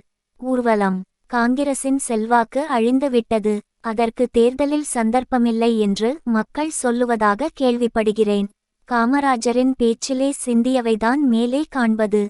காங்கிரசை யாரும் கவிழ்க்க முடியாது என்று கனல் கக்க கர்ஜித்திருக்கிற காமராஜரால் உண்மையை மறைக்க முடியவில்லை. அவருக்கு தெரிந்தோ தெரியாமலோ மக்கள் மன்றத்தின் அபிப்பிராயத்தை கொட்டிவிட்டார். பின் உணர்ந்திருக்கிறார் தான் தமிழ்நாடு காங்கிரஸ் தலைவர் என்பதை. உடனே இழுத்துவிட்டு மக்கள் மன்றத்தை மறைத்துவிட முயன்றிருக்கிறார். காங்கிரசின் செல்வாக்கு போய்விட்டதென்று மக்கள் சொல்லுகிறார்கள் என ஆரம்பித்த காமராசர், அந்த மாதிரி மக்கள் நிச்சயம் ஏமாந்து போவார்கள் என்று ஆரூடம் கணித்து காட்டுகிறார். தேர்தல் கமிட்டியின் துவக்கத்தில் இம்மாதிரி ஒரு தேர்தல் இருக்க வேண்டியது அவசியம்தான். ஆனால் விருதுநகராருக்கு விண்வீராப்பு தேவையில்லை என்று தான் கருதுகிறோம். அந்த மக்கள் நிச்சயம் ஏமாந்து போவார்கள் என்பதிலே என்ன தொனிக்கிறது? தேர்தலில் காங்கிரஸ் வெற்றி பெறும் என்ற உறுதிதான் ஒலிக்கிறதே தவிர, காங்கிரஸ் செல்வாக்கு இழந்து விட்டதென்பதை மறுப்பதற்கான பதில்கள் பளிச்சிடவில்லை. செல்வாக்கு போய்விட்டதென மக்கள் கூறுவதாக செவியில் விழுகிறது என்று புலம்பிய ராஷ்டிரபதியார் செல்வாக்கு சீரழியவில்லை என்பதற்கான ஆதாரங்களையல்லவா அள்ளி வீசியிருக்க வேண்டும். சட்டியில் இருந்தால் அல்லவா அகப்பையில் வரும். காங்கிரஸ்காரர்களுக்குள்ளேயே காங்கிரசின் பலத்தை பற்றி சந்தேகங்கள் இருக்கின்றன. அவைகள் ஒழிய வேண்டும். உடைந்துபோன தேர், ஓட்டையாகி கிடக்கும் கேடயம், உபயோகமற்ற ஒலி கிளம்பாத முரசு, உணர்ச்சியில்லாத வீரர்கள், ஒற்றைக்கால் குதிரைகள், இவைகளை வைத்துக்கொண்டு இந்த போரில் குதிக்க முடியாது என பயப்படுகிறார்கள் சேனை தலைவர்கள். அரசனோ அந்த பயம் உங்களுக்கு வேண்டாம் என்று வீர உரை கூறுகிறான். அதை போலத்தான் இருக்கிறது தேர்தல் கமிட்டியில் நடத்திய பிரசங்கம். பயம் சேனாதிபதிக்கே சந்தேகமிருக்கிறது போரின் முடிவை பற்றி. சிங்காசனமேறியோ ஜெயித்து விடலாம் என்று வீரம் பேசுகிறார். காங்கிரஸ்காரர்களுக்குள்ளேயே காங்கிரசின் பலத்தை பற்றிய சந்தேகத்தை ஒழிக்கும் படி காமராசர் சண்டமாருத பிரசங்கம் செய்கிறார். காங்கிரஸ் சர்க்கார் முட்டாள்தனமான பல தவறுகளைச் செய்துள்ளனர். ஆயினும் காங்கிரஸ் கட்சிக்கு பதிலாக ஆட்சி நடத்த யோக்கியதை உள்ள வேறு கட்சி கிடையாது. ஆகவே காங்கிரஸ் கட்சியை சகித்துக்கொள்ள வேண்டும். இதைச் சொல்லியிருப்பவர் காங்கிரசின் பல நாளைய தொண்டராய், தலைவராய் பணியாற்றிய கிருபளானி. மந்திரிகளை திருத்த முடியாத மகாத்மா காந்தி என்னை காங்கிரஸ் தலைமை பதவியிலிருந்து ராஜினாமா செய்யச் சொன்னார். அவர் அனுமதி பெற்று தலைமை பதவியை உதறி தள்ளினேன். இதுவும் கிருபளானிதான். காங்கிரஸ் ஆளும் யோக்கியதையை பார்த்து காந்தியாரே மனம் புண்ணாகி போனார் என்ற செய்தி கிடைக்கிறது. காமராசரோ வெத்து வேட்டுகள் கிளப்புகிறார். வெத்து வேட்டுகளோடு நிற்கவில்லை. சாரத்தை மறைத்து கொண்டு விம்மிடும் குரலை வெளிக்காட்டிக் கொள்ளாமல் விவேக மொழிகள் வேறு கூறியிருக்கிறார். என்ன விவேக மொழி? தேர்தலில் வெற்றி பெற, இழந்த செல்வாக்கை மீண்டும் பெற நாணயமாக நடந்து கொள்ளுங்கள் என்றா? அதுவுமில்லை. இழந்து போன பெருமையை மீண்டும் அடைய முயற்சிப்பவன் பெருமை பாழ்பட்டதற்கு காரணங்களை அறிந்து கொண்டு தவறுகளை திருத்திக் கொள்ள முயல்வது அறிவுடைமை. செத்துப்போன செல்வாக்கை புதுப்புது ஸ்டண்டுகள் நடத்துவதும், எதிர்க்கட்சி மீது எரிந்து விழுவதும், அழிந்த கௌரவத்தை ஆழக் குழி தோண்டி புதைத்து விடும் புன்மைச் செயல்கள். இதை காமராசர் உணர மறுக்கிறார். வேடிக்கை காட்டி மக்களை மயக்கி விடலாமென்று எண்ணுகிறார்.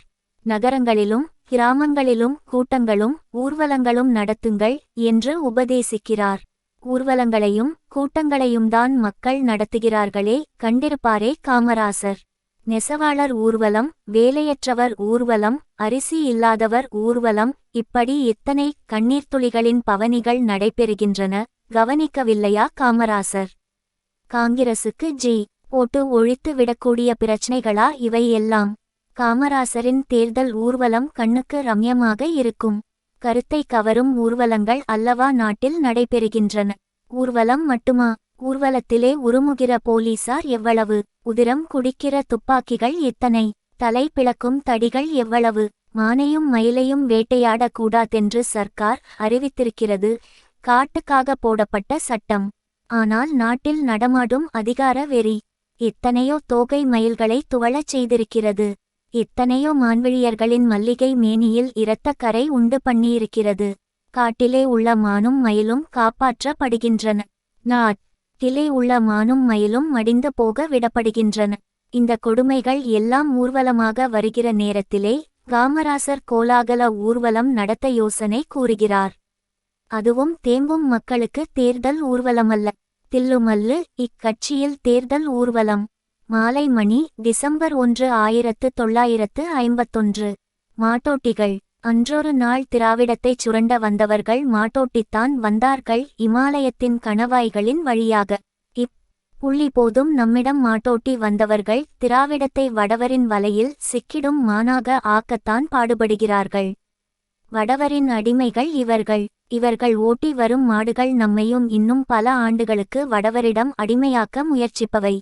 வடகாட்டு நாகரிகத்தை, வடநாட்டு மொழியை, வடநாட்டு கலாச்சாரத்தை திராவிடத்திலே புகுத்துவது மட்டுமல்ல, வடநாட்டாரின் நிரந்தர எடுப்பிடியாக திராவிடத்தை மாற்றிவிட வேண்டுமென்ற தீவிர முயற்சி மாட்டோட்டிகளால் நடைபெறுகிறது. காங்கிரஸ்தான் விடுதலை வாங்கி தந்தது, சுதந்திரம் பெற்று தந்தது என்ற காரணங்களை காட்டி மக்களை மயக்கிவிடலாமென்ற துணிவு ஏற்பட்டிருக்கிறது அவர்களுக்கு. சுதந்திரம் வாங்கி தந்தமைக்காக நம் சுகவாழ்வை எல்லாம் இழக்க வேண்டுமென்று அர்த்தமல்ல. சுதந்திரம் இவர்களின் திறமையால், தியாகத்தால் மட்டும் கிடைத்து விட்டதல்ல. சுதந்திரம் பெற்றோம், நாமும்தான் மகிழ்ந்தோம். அந்த நேரத்திலும் வெள்ளையனுக்கு ஏற்பட்ட நெருக்கடி, உலக போர் முடிந்து அவனுக்கு ஏற்பட்ட சூழ்நிலை, இந்தியாவை கட்டிக்காக்க முடியாத நிலைமை, இவைகளும் முக்கிய காரணமாக இருந்தன விடுதலைக்கு என்பதை நாம் எடுத்து காட்ட தவறவில்லை. சுதந்திர பூமிதான். ஆனால் இங்கேதானே பிணமலைகள், பிள்ளைச் சந்தைகள், தற்கொலைகள், தான்தோன்றி தற்பார்கள். வடவரின் கையிலே இருக்கும் கொடுங்கோலுக்கு பெயரா சுதந்திரம்? அடக்குமுறை தற்பாருக்கு பெயரா சுதந்திரம்? திராவிடம் தனியாட்சி பெற்றிருந்தால் பிணங்கள் விழுந்திருக்குமா இங்கே? திராவிடம் தனியரசு செலுத்தியிருந்தால் மலேயாவுக்கும் இலங்கைக்கும் ஓடுவார்களா திராவிடர்கள்? இலங்கையிலே இடர் பல ஏற்று கிடக்கும் திராவிடரை எல்லாம் திருப்பி அழைத்து தித்திப்பான வாழ்வை தந்திருக்காதா சுதந்திர திராவிடம்? மலேயாவிலே கணபதி கயிற்றிலே தொங்க நேர்ந்தது. சாம்பசிவம் தப்புவது பெரிதாகி விட்டது. மீண்டும் லோகநாதனை விழுங்கி ஏப்பமிட்டுவிட்டது மலேயாவின் மரண மேடை. காமன்வெல்த்திலே அங்கம் வகிக்கிறது நம்மை ஆளும் சர்க்கார். மலேயா கொடுமை பற்றி எடுத்துரைத்து ஏற்றது செய்ய மனத்துணிவு இல்லை. காமன்வெல்த்திலிருந்து வெளியேற வேண்டுமென்ற உணர்ச்சி ஏற்படவும் இல்லை. திராவிடம் தனி நாடாக இருந்திருந்தால் கணபதியை, லோகநாதனை சாகவிடுவோமா? ஏன் மலேயா சென்று வாழ வேண்டிய நிலைதான் அவர்களுக்கு இருந்திருக்குமா? வெளிநாடுகளில் வீசப்பட்ட கேடுகளை கண்டிக்க மறந்தனர். மாடுகளை மீண்டும் ஓட்டிக்கொண்டு ஓட்டுக்கு வந்தனர். வடநாட்டு பிடியிலே இருப்பதால் தானே திராவிடம் லோகநாதனுக்காக வாதாடவில்லை. வடநாட்டு பிடியிலே இருப்பதால் தானே கோயங்கா தென்னாட்டு அபேட்சகராக முடிந்தது. வடநாட்டு பிடியிலே இருப்பதால் தானே பில்லாவின் ஏஜெண்டுகள் சிலர் பில்லாவின் பணத்தை வாரி இறைத்து தேர்தலிலே போட்டியிட்டார்கள் திராவிடத்திலே. இத்தகைய கொடுமையான ஏகாதிபத்தியத்திலிருந்து திராவிடம் விடுபட வேண்டும் என்பதற்காகத்தான், திராவிடம் சுதந்திர பூமியாக மாற வேண்டும் என்பதற்காகத்தான், திராவிடத்திலே உண்மையான சமத்துவம் நிலைக்க வேண்டும் என்பதற்காகத்தான், பொதுவுடைமை பூங்காவாக, புதுமை மாளிகையாக அமைய வேண்டும் என்பதற்காகத்தான் திராவிட நாடு திராவிடருக்கே என்று முழங்குகிறோம். இந்த முழக்கம் மாட்டோட்டிகளுக்கு பிடிக்கவில்லை. பிடிக்காதது மட்டுமல்ல, மறுக்கிறார்கள். வடவரின் அடிமைகள் என்றால் கோபத்தால் குதிக்கிறார்கள். வடநாட்டின் மொழி, கலாச்சாரம், அந்த நாட்டுக்கு தகுந்தவாறுள்ள பிரச்சனை, இவைகளை எல்லாம் திராவிடத்திலே அப்படியே ஒப்புக்கொள்ள வேண்டுமென்று கூறுபவர்களை வடநாட்டு அடிமைகள் என்று கூறாமல் வேறு எப்படி கூறுவது? கோயங்காவை கொண்டு வந்து திராவிடத்திலே போட்டியிடச் சொன்னவர்களை வடநாட்டு அடிமை என்று கூறுவதிலே தவறு இருப்பதாக தெரியவில்லையே. திராவிடம் ஒரு தனிநாடு. இதை வேறு நாட்டு பிரச்சனைகள் அமைப்புகள் அவைகளை மட்டும் வைத்துக்கொண்டு ஒரே கண்ணால் ஒரே கோணத்தில் பார்க்கக்கூடாது என்றுதான் பலமுறை விளக்கங்க புலிகள் தந்த திராவிட நாட்டு பிரச்சனையை மக்கள் முன்னே வைத்திருக்கிறோம். ஆனால் சிலர் தாம் பிடித்த முயலுக்கு மூன்றே கால் என்ற தன்மையில் ஆகாதது முடியாதது குறுகிய நோக்கம் என்றெல்லாம் ஆரூடம் கணித்தார்களே தவிர இன்னொரு நாட்டை உதாரணத்துக்கழைத்து நம் இதய கீதத்தை மறைக்க எண்ணினார்களே தவிர தத்துவங்களுக்கு அடிமையாகி நடைமுறைக்கு எதிரியாகிவிட்டார்களே தவிர நம் பிரச்சனையின் உட்கருத்தை அறியாதவர்களாகவே ஆகிவிட்டார்கள். எதிரிகளாகவே காட்டிக்கொண்டவர்கள் நேரடியாக எதிர்த்தார்கள் நம் பிரச்சனையை. காட்டிக்கொள்ளாதவர்கள் மறைமுகமாக எதிர்த்தார்கள். இத்தகைய எதிர்ப்புகளுக்கெல்லாம் முடிவு காணத்தான் தேர்தலிலே திராவிட நாடு பிரச்சனையை ஏற்றவர்களை ஆதரித்தோம். தி. மு. க. ஒப்பந்த ஏட்டிலே கையெழுத்திட்டவர்களின் வெற்றி திராவிட நாட்டு பிரச்சனையின் முதல் வெற்றி. மாடு ஓட்டி வந்தவர் மீண்டும் சிம்மாசனம் ஏறிவிட்டதால் நம் பிரச்சனை சிறிது காலம் தள்ளப்பட்டிருக்கிறது என்று பொருள். சட்டசபையில் மக்கள் சபையில் நம் குரல் எழும்புகிறது. மாட்டோட்டி வந்தவர்கள் மிரண்டு போகிறார்கள். அது நமது வெற்றி. மாலை மணி டிசம்பர் 30, 1951. கண்ணையா நம் கண்மணி. அன்றொரு நாள் மலேயா தூக்குமேடையிலே பெரியதொரு கொடுமையான ஏப்ப சப்தம் கேட்டது. ஆம், மலேயா சர்க்காரின் கோர வயிற்று பசிக்கு இரையானான் தீர திராவிடன் கணபதி. தமிழகத்திலே தஞ்சை தரணியிலே தவழ்ந்து விளையாடிய தங்கமணியை மலேயா சுக்கல் சுக்கலாக உடைத்தெறிந்தது. திராவிடம் கதறியது. தடுத்திடுக என்று தவித்தது. ஆளவந்தவர் கேளாக்காதினராயினர். கணபதி தீர்ந்தான். தீர்த்து கட்டியது மலேயா. சில வாரங்களுக்கு முன் லோகநாதன் என்ற திராவிடன் உலகத்தை விட்டு விரட்டப்பட்டான். இதோ இன்னொரு தீனி. கண்ணையா திராவிட திருவிளக்கு. அந்த ஜோதியை அணைத்துவிட தீர்மானித்து விட்டது மலேயா சர்க்கார். அந்த அடக்கு ஊரை தற்பாரின் முன்னே ஆர்ப்பாட்ட அழிவு வேலைக்கு முன்னே வெறியேறிய மரண மேடைக்கு முன்னே இழுத்துச் செல்லப்பட்டிருக்கிறான் இந்நாட்டு இளைஞன். கண்ணையா தமிழகத்திலிருந்து வறுமையால் விரட்டப்பட்ட பரம்பரை.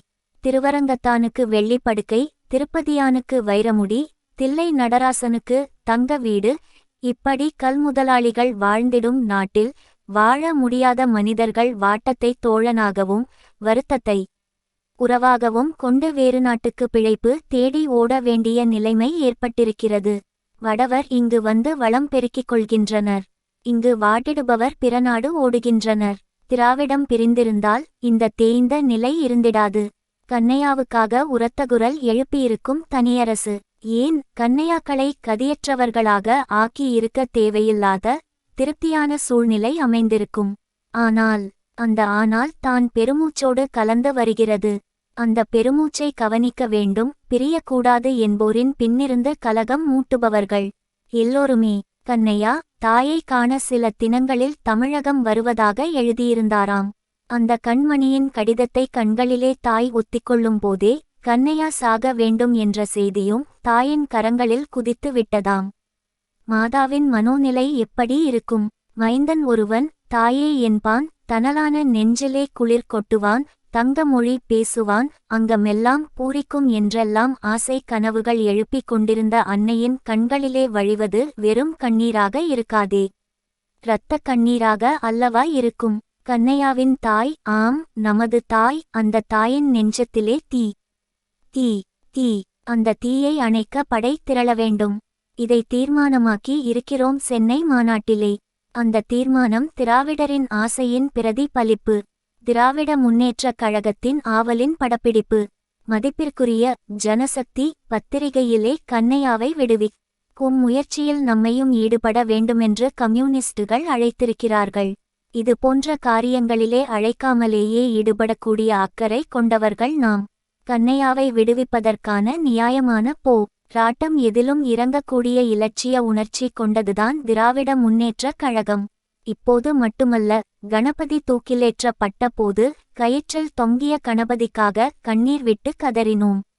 அதற்கு உடந்தையானவர்களை கண்டித்தோம். சாம்பசிவம் உயிரை மீட்கும் போரிலே நம் உரத்த குரலும் கலந்திருந்தது. லோகநாதன் அழிக்கப்பட்டது பற்றி தென்னாட்டில் நடைபெறும் நமது பவனிகளிலே கண்டன குரல் எழுப்பி வருகிறோம். தேர்தல் உறவு ஏற்படவில்லையே என்ற காரணம் காட்டி தி.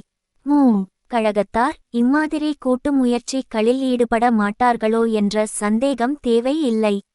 தேர்தல் உறவு, அடிப்படையற்ற உறவு, ஒப்பந்தமற்ற உறவு, திடீரென மறைந்து மாறிவிடக்கூடிய உறவு, இது போன்ற அறப்போராட்ட உறவுகள் அழியாதவை, அழுக்கில்லாதவை, அசூசையின் பார்ப்படாதவை. ஆகவேதான் ஜனசக்தி இன் குரலோடு கம்யூனிஸ்டுகளின் குரலோடு சேர்ந்து குரல் எழுப்புவதற்கு முன்பே நமது மாநில மாநாட்டில் கண்ணையாவின் விடுதலையை விரும்பி குரல் எழுப்பினோம்.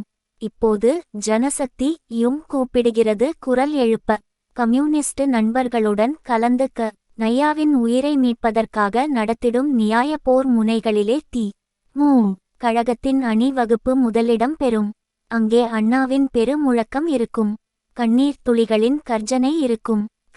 புள்ளி நையா நம் கண்மணி என்ற உரிமை முரசத்தோடு அறப்போர் பிரகடனம் செய்ய திராவிட முன்னேற்ற கழகம் தயங்காது என்பதுதான் நமது குரல். இரட்டை மேற்கோள்குறி. மாலை மணி, ஜனவரி 4, 1952. சிங்கங்கள் தோற்று விட்ட களத்தில் சிறு நரிகளா? திராவிட முன்னேற்ற கழகத்துக்கு வளர்ந்து வரும் ஆதரவு கண்டு எதிரிகள், எலக்ஷன் வேட்டைக்காரர்கள், ஏந்தி பிழைப்பவர்கள், மக்களை ஏமாளிகளாக ஆக்கி வைத்திருந்தோர் மாறுவேடங்களில் தோன்ற ஆரம்பித்துள்ளனர். மனம் போனபடி வசைமாறி பொழிகின்றனர். ஆனால் நமது கொள்கைகள் யாராலும் தோற்கடிக்கப்பட முடியாதவை. சேதுப்பிள்ளைகள் நிற்க முடியாத இடத்திலே இந்த செல்லாக்காசுகள் நடனமாட முயற்சிக்கின்றன. பாரத யார்கள் நிற்க முடியாத இடத்திலே இந்த பணவேட்டைக்காரர்கள் மச்சுவீடு கட்ட முயற்சிக்கிறார்கள். ஆனால் அந்த இடத்தை இம்மாதிரியான சில்லறைகளால் நெருங்கக்கூட முடியாதென்பதை கழகத்தின் வளர்ச்சி காட்டி நிற்கிறது. சீற்றம் பிறக்கவில்லை நண்பர்களே, சிரிப்புதான் வருகிறது. சிங்கங்களே தோற்றுவிட்ட களத்திலே சிறு நரிகள் வால்முறுக்குவதா? புலிகள் போரிட்டு பின்னடைந்த முனையிலே புழுக்கள் நெளிந்து காட்டுவதா? சாதாரணமானவர புலி களல்ல. சங்க தமிழ் கற்றவர்கள், ஆராய்ச்சி பெருமக்கள், அறிவு நிறைந்த அண்ணல்கள், அவர்களே எதிர்த்து நிற்க முடியாத அளவுக்கு கொள்கை பலம் உள்ளவர்கள் நாம். குறைமதியினர் குறை கூறுகிறார்கள், கூறட்டும், அது அவர்களின் தொழில். பலாக்காரத்தில் ஒழித்துவிடலாம் இந்த படையை என பகற்கனவு காணுகிறவர்களுக்கு அறிவிக்க ஆசைப்படுகிறோம். மதுரை மாநாடு இவர்களால் எரிக்கப்பட்ட நேரத்திலே மனங்கலங்கவில்லை நாம். தூக்கிலே மாட புள்ளிட்விட்ட நேரத்திலும் துவக்கிய பணியை நீக்கி துவண்டுவிட மாட்டேன் என்று உறுதி கூறி பிணமாக ஊசலாட விடப்பட்ட உடையார்பாளையம் வேலாயுதத்தைக் கண்டும் உள்ளம் உடைந்து ஓடிவிடவில்லை நாம். சேலத்தில் கண்ணையும் காலையும் பெயர்த்தார்கள் காந்தி பக்தர்கள். கலங்கிடவில்லை நாம். தாளமுத்து நடராசனை பிணமாக திருப்பித் தந்தார்கள். தைரியமிழந்து விடவில்லை நாம். ஆச்சாரியார் வந்த நேரம் அதிகார வர்க்கம் அடக்குமுறை அம்புகளை வாரி இறைத்தது. அயரவில்லை நாம். குன்றத்தூர் கொடுமை நடந்தது. கட்சி குப்பைமேடாகவில்லை, கோபுரமாகத்தான் உயர்ந்தது. பரிகசிப்போர், பலாக்காரத்தில் இறங்குவோர் எங்கள் பழைய வரலாற்றை, நாங்கள் வளர்ந்த வரலாற்றை ஒருமுறை எண்ணி பார்க்கட்டும். முதல் இந்தி எதிர்ப்பு போரில் தமிழர் பெரும்படை அழகிரிசாமி தலைமையில் புறப்பட்டு சென்னை நோக்கிச் செல்கிறது. செல்லும் வழியிலே ஒரு சிறு கிராமம். அகிம்சாவாதிகள் நிறைந்த இடம். செருப்பு தோரணம் கட்டினார்கள் நமதியக்க தொண்டர்களை கேலி செய்யும் முறையில், அறப்போரை அவமதிக்கும் வகையில். ஆனால் தொண்டர்கள் தோரணத்தை கடந்து செல்லவில்லை. அழகிரி பேச ஆரம்பித்தார். மணிக்கணக்கிலே மாவீரனின் முழக்கம் நடைபெற்றது.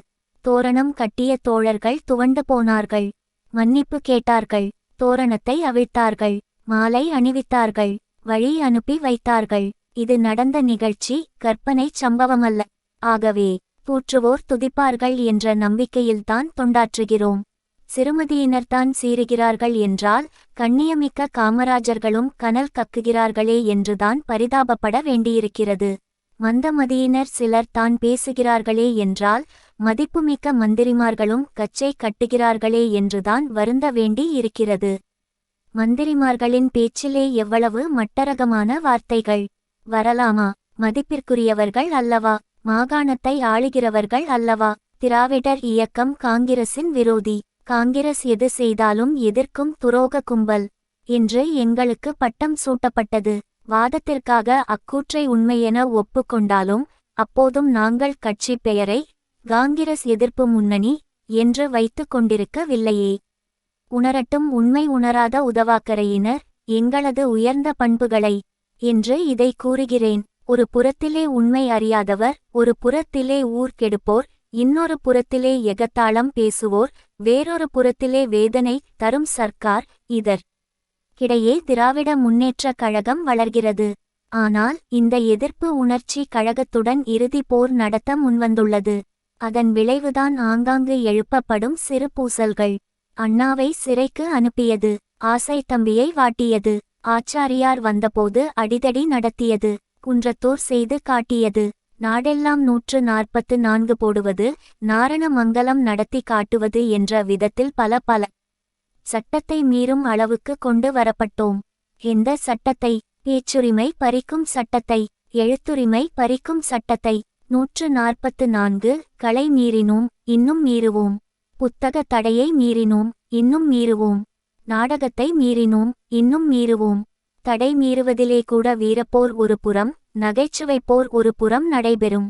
கற்பனை செய்து பாருங்கள், 144 போடுகிற ஊரிலே கல்யாண ஊர்வலமும் பிரேத ஊர்வலமும் மட்டும் செல்லலாம் என்று விதிவிலக்கு அளிக்கப்படும்போது என்று நமது நண்பர் நடராசனையும் அவரது மனைவியையும் காரிலே உட்கார வைத்து ஊர்வலம் நடத்தி நடராசன் வாழ்க திராவிட நாடு திராவிடருக்கே முழக்கமிட்டுச் சென்றால் போலீஸ் புள்ளி அதிகாரி குறுக்கிட்டால் நடராசனுக்கு திருமணம் அல்லது சஷ்டியப்த பூர்த்தி என்று சொன்னால் எப்படி இருக்கும்? நகைச்சுவைப்போர் நம்பர் 1 இது. இன்னுமொரு கற்பனை, ஒரு பிரேத ஊர்வலம், கருப்பு கொடிகள் 1000, வடநாட்டு ஏகாதிபத்தியம் ஒழிக என்ற முழக்கம், ஸ்ரீமான் தேசிய ஐயங்கார் மாண்டுவிட்டார் என்ற செய்தி. எப்படி இருக்கும் இந்த நகைச்சுவை? இப்படி நகைச்சுவை போர்கள் நாடெங்கிலும் நடைபெறலாம்.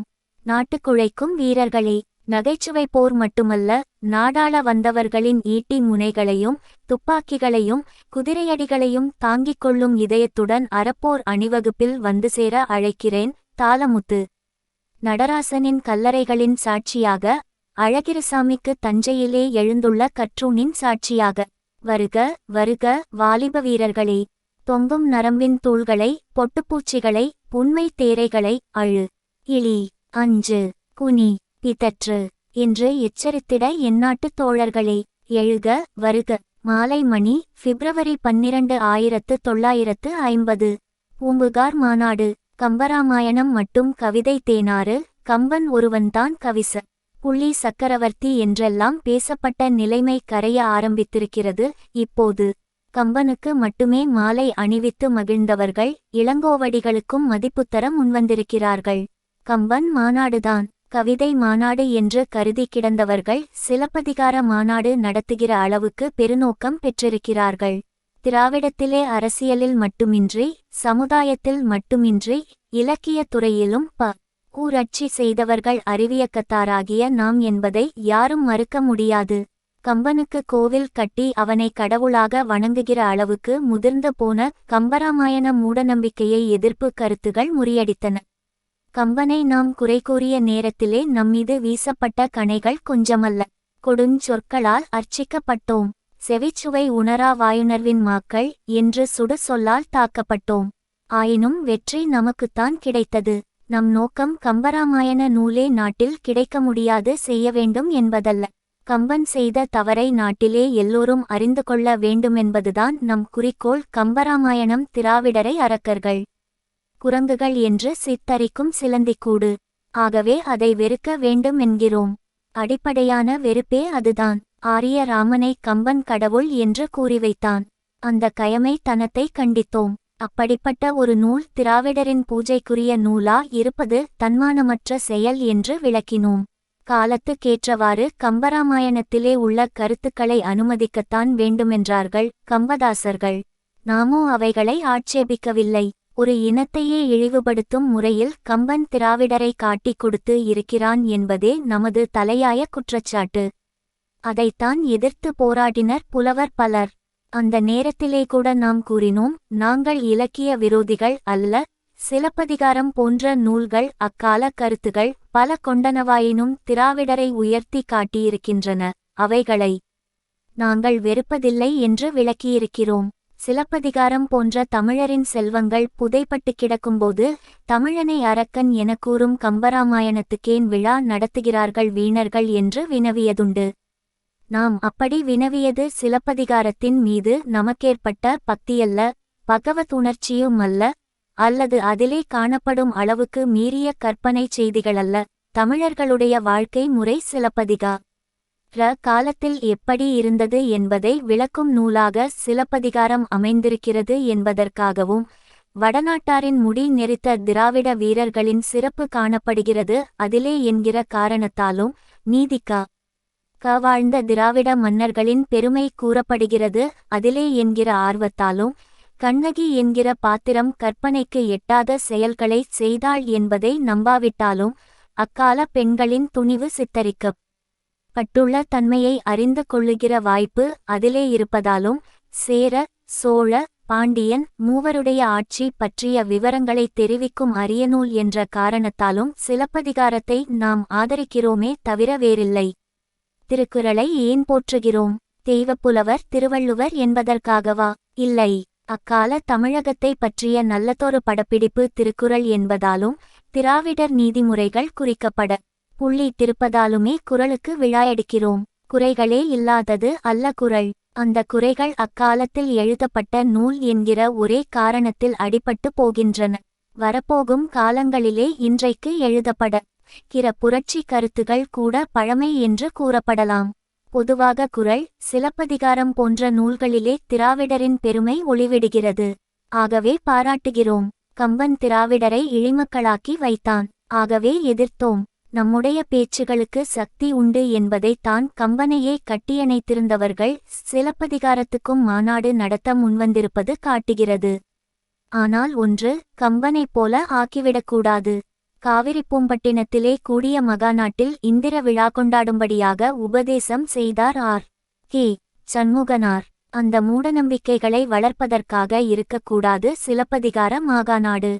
கொங்கணர், கலிங்கர், கொடுங்கருநாடர், பங்களர், கங்கர், பல்வேற்கட்டியர், வடவாரியரோடு வண்டமிழ் மயக்கத்துன், கடமலை வேட்டமென் கட்புலம் பிரியாது, கங்கை பேரியாற்று கடும் புன்னீத்தம், எங்கோ மகளை வாட்டிய வன்னாள், ஆரிய மன்னர் ஈரை நூற்றுவர்க்கும், ஒரு நீயாகிய செருவெங்கள் விழித்து கண்டது ஒடுங்கட்கூற்றம், ஒற்றை மேற்கோள்குறி என்பன போன்ற செய்யுட்களை விளக்கி திராவிடரின் பண்டைய வீரத்தை, நீதியை நினைவுபடுத்துவதற்கு பயன்பட வேண்டும். பூம்புகாரில் கூடி மாநாடு நடத்தியவர்கள் மட்டுமே சிலப்பதிகாரத்துக்கு உரியவர்களல்ல. சிலப்பதிகார மாநாட்டை பற்றி அவர்களை சிந்திக்க தூண்டியதே நாம்தான். பூம்புகார் மாநாடு பூரிப்பு தந்தது என்றாலும், சண்முகம் போன்றவர்கள் இந்திர விழா போன்ற புது மூடத்தனங்களை வளர்த்துவிடக்கூடாதே என்று அஞ்சுகிறோம். மாலை மணி, ஜூன் 20, 1951.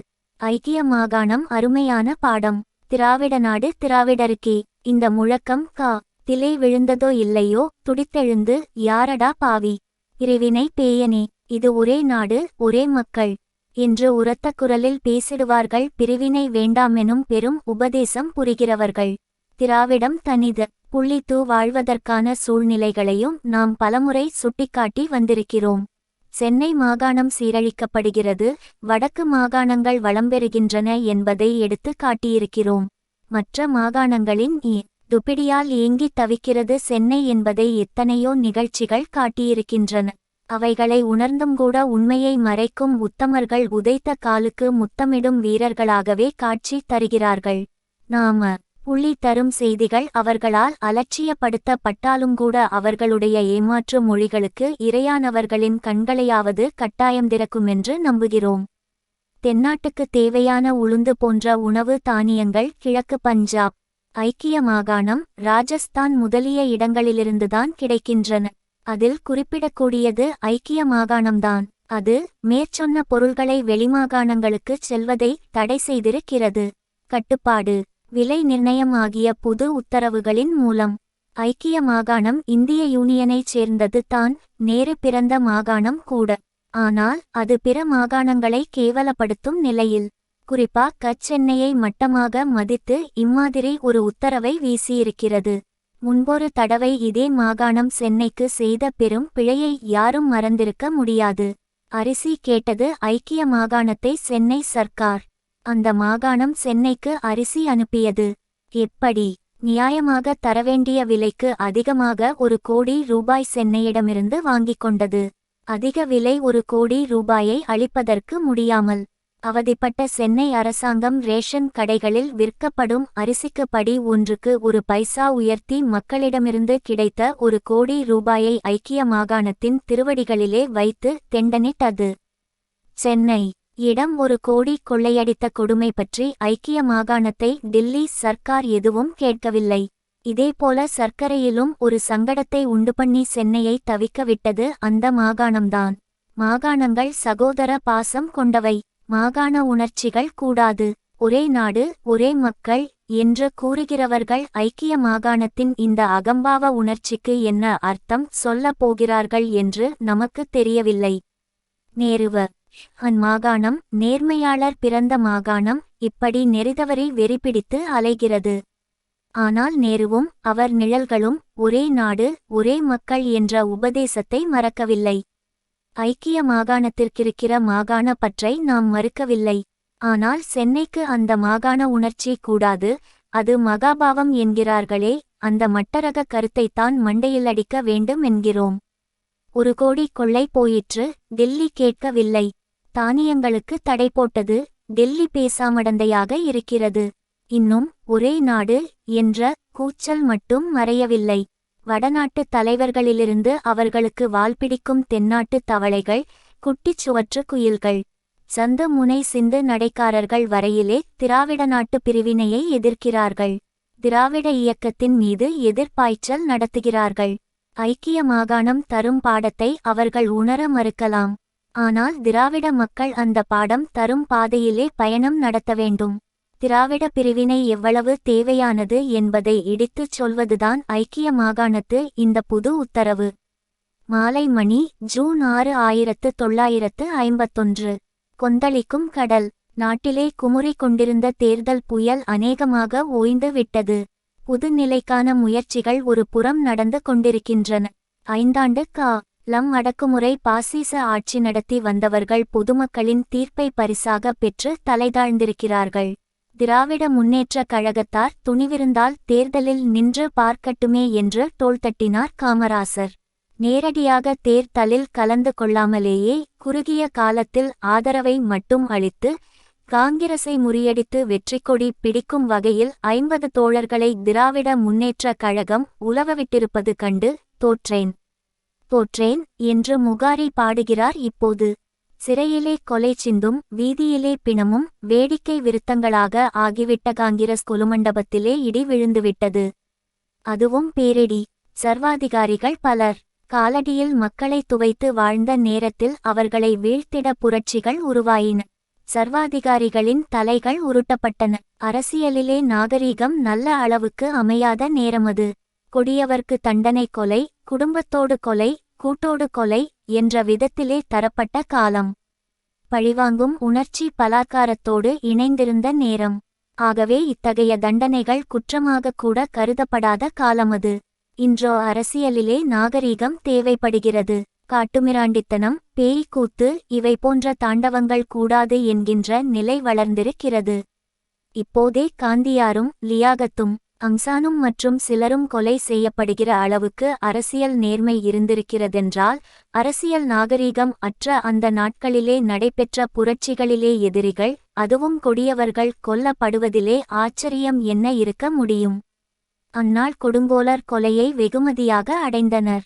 இந்நாள் கொடுங்கோலர் தோல்வியை வெகுமானமாக பெறுகின்றனர், ஏற்றனர். அந்நாள் கொடுங்கோலனுக்கு எதிரே வேட்டுமுழக்கம், இந்நாள் ஓட்டுச்சீட்டு. இப்படி மாறியிருக்கிறது மக்களின் தீர்ப்பு முறை. அந்த தீர்ப்பு முறையிலேதான் மக்கள் மன்றத்திலே குற்றவாளியாக்கப்பட்டு நிறுத்தப்பட்டிருந்தவர்கள் பலர் வீழ்த்தப்பட்டனர், வெற்றிகரமாக வீழ்த்தப்பட்டனர். நமது இதய தாகம் ஓரளவு அடங்கிவிட்டது.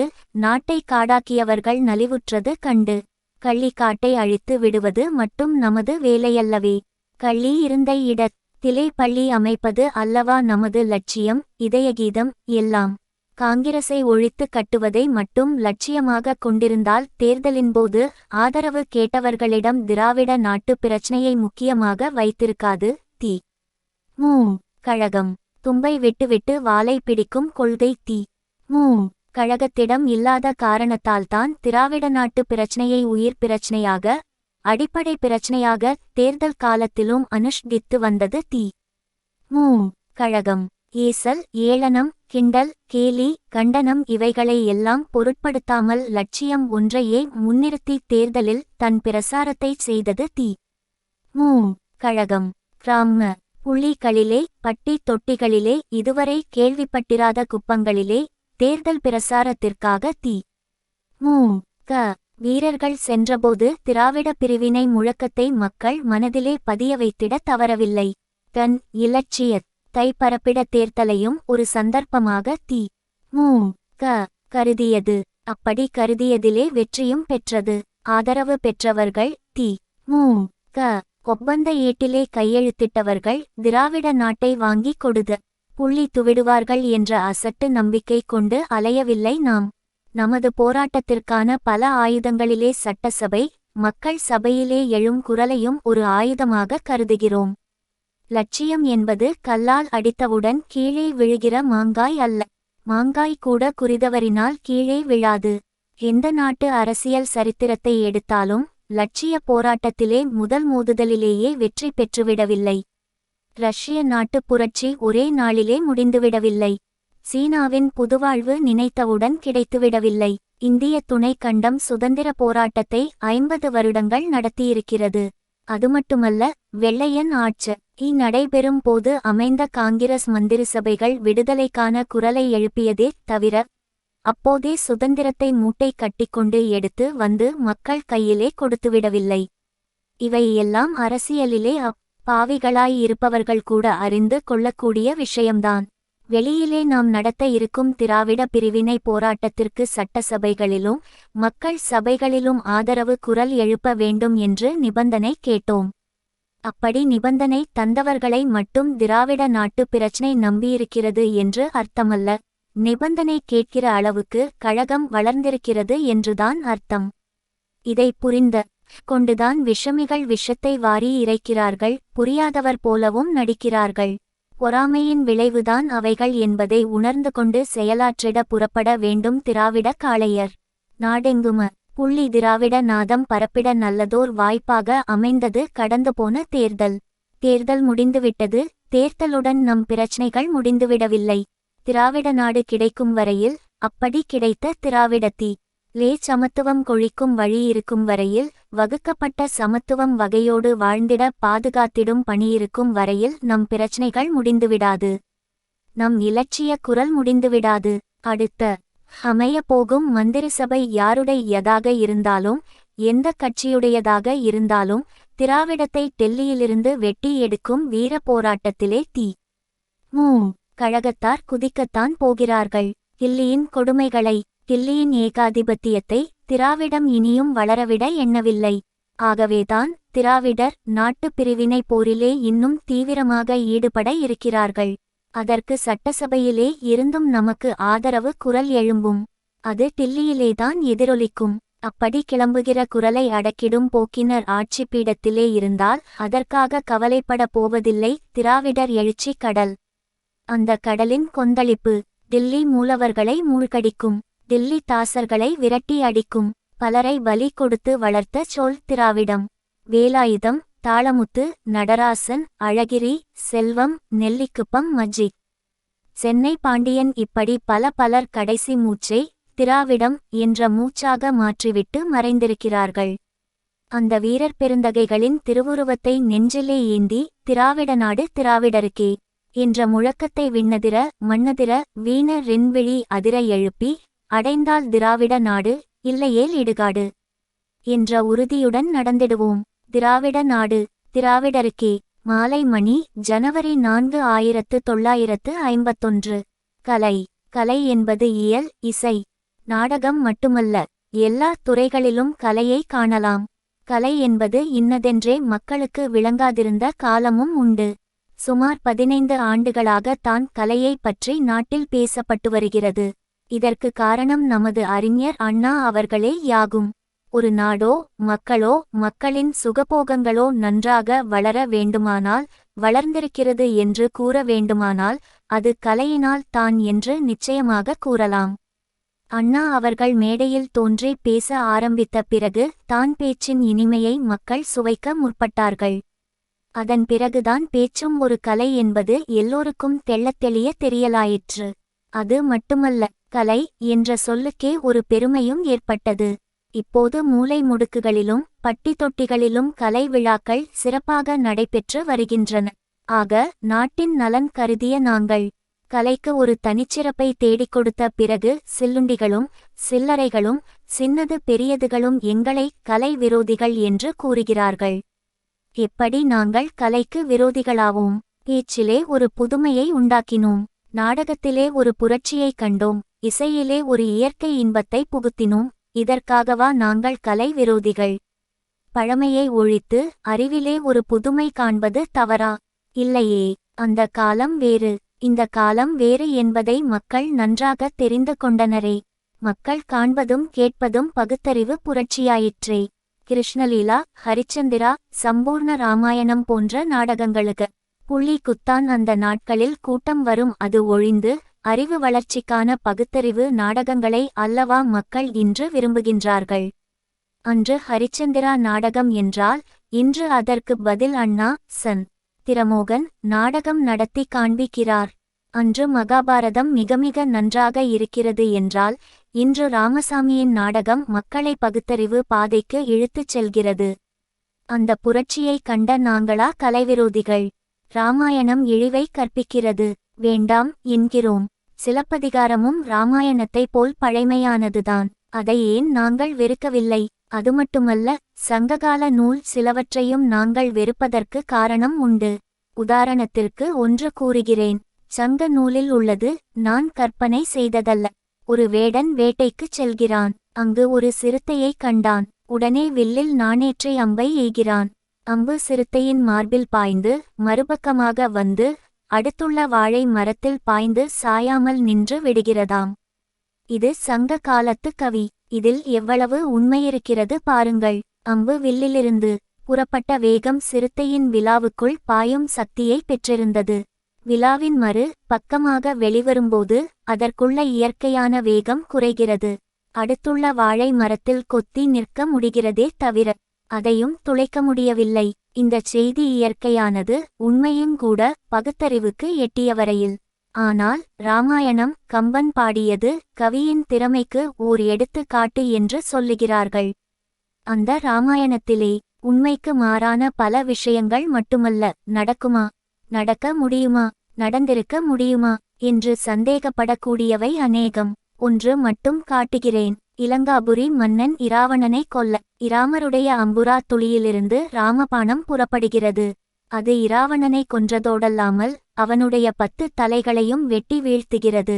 அத்துடனின்றி சீதையை பற்றின நினைவு அவன் மனதிலே இருக்குமென்று அவன் உடலுக்குள் பாய்ந்த இரத்தத்தையும் சுவைத்து நரம்புகளின் உள்ளும் புகுந்தோடி இராவணன் உடலை சல்லடை கண்களாகச் செய்து தன்மீதுள்ள இரத்தத்தை கழுவ 7 கடல்களிலும் சென்று குளித்து மறுபடியும் இராமனின் அம்புரா துணியில் வந்து படுத்து கொண்டதாம்.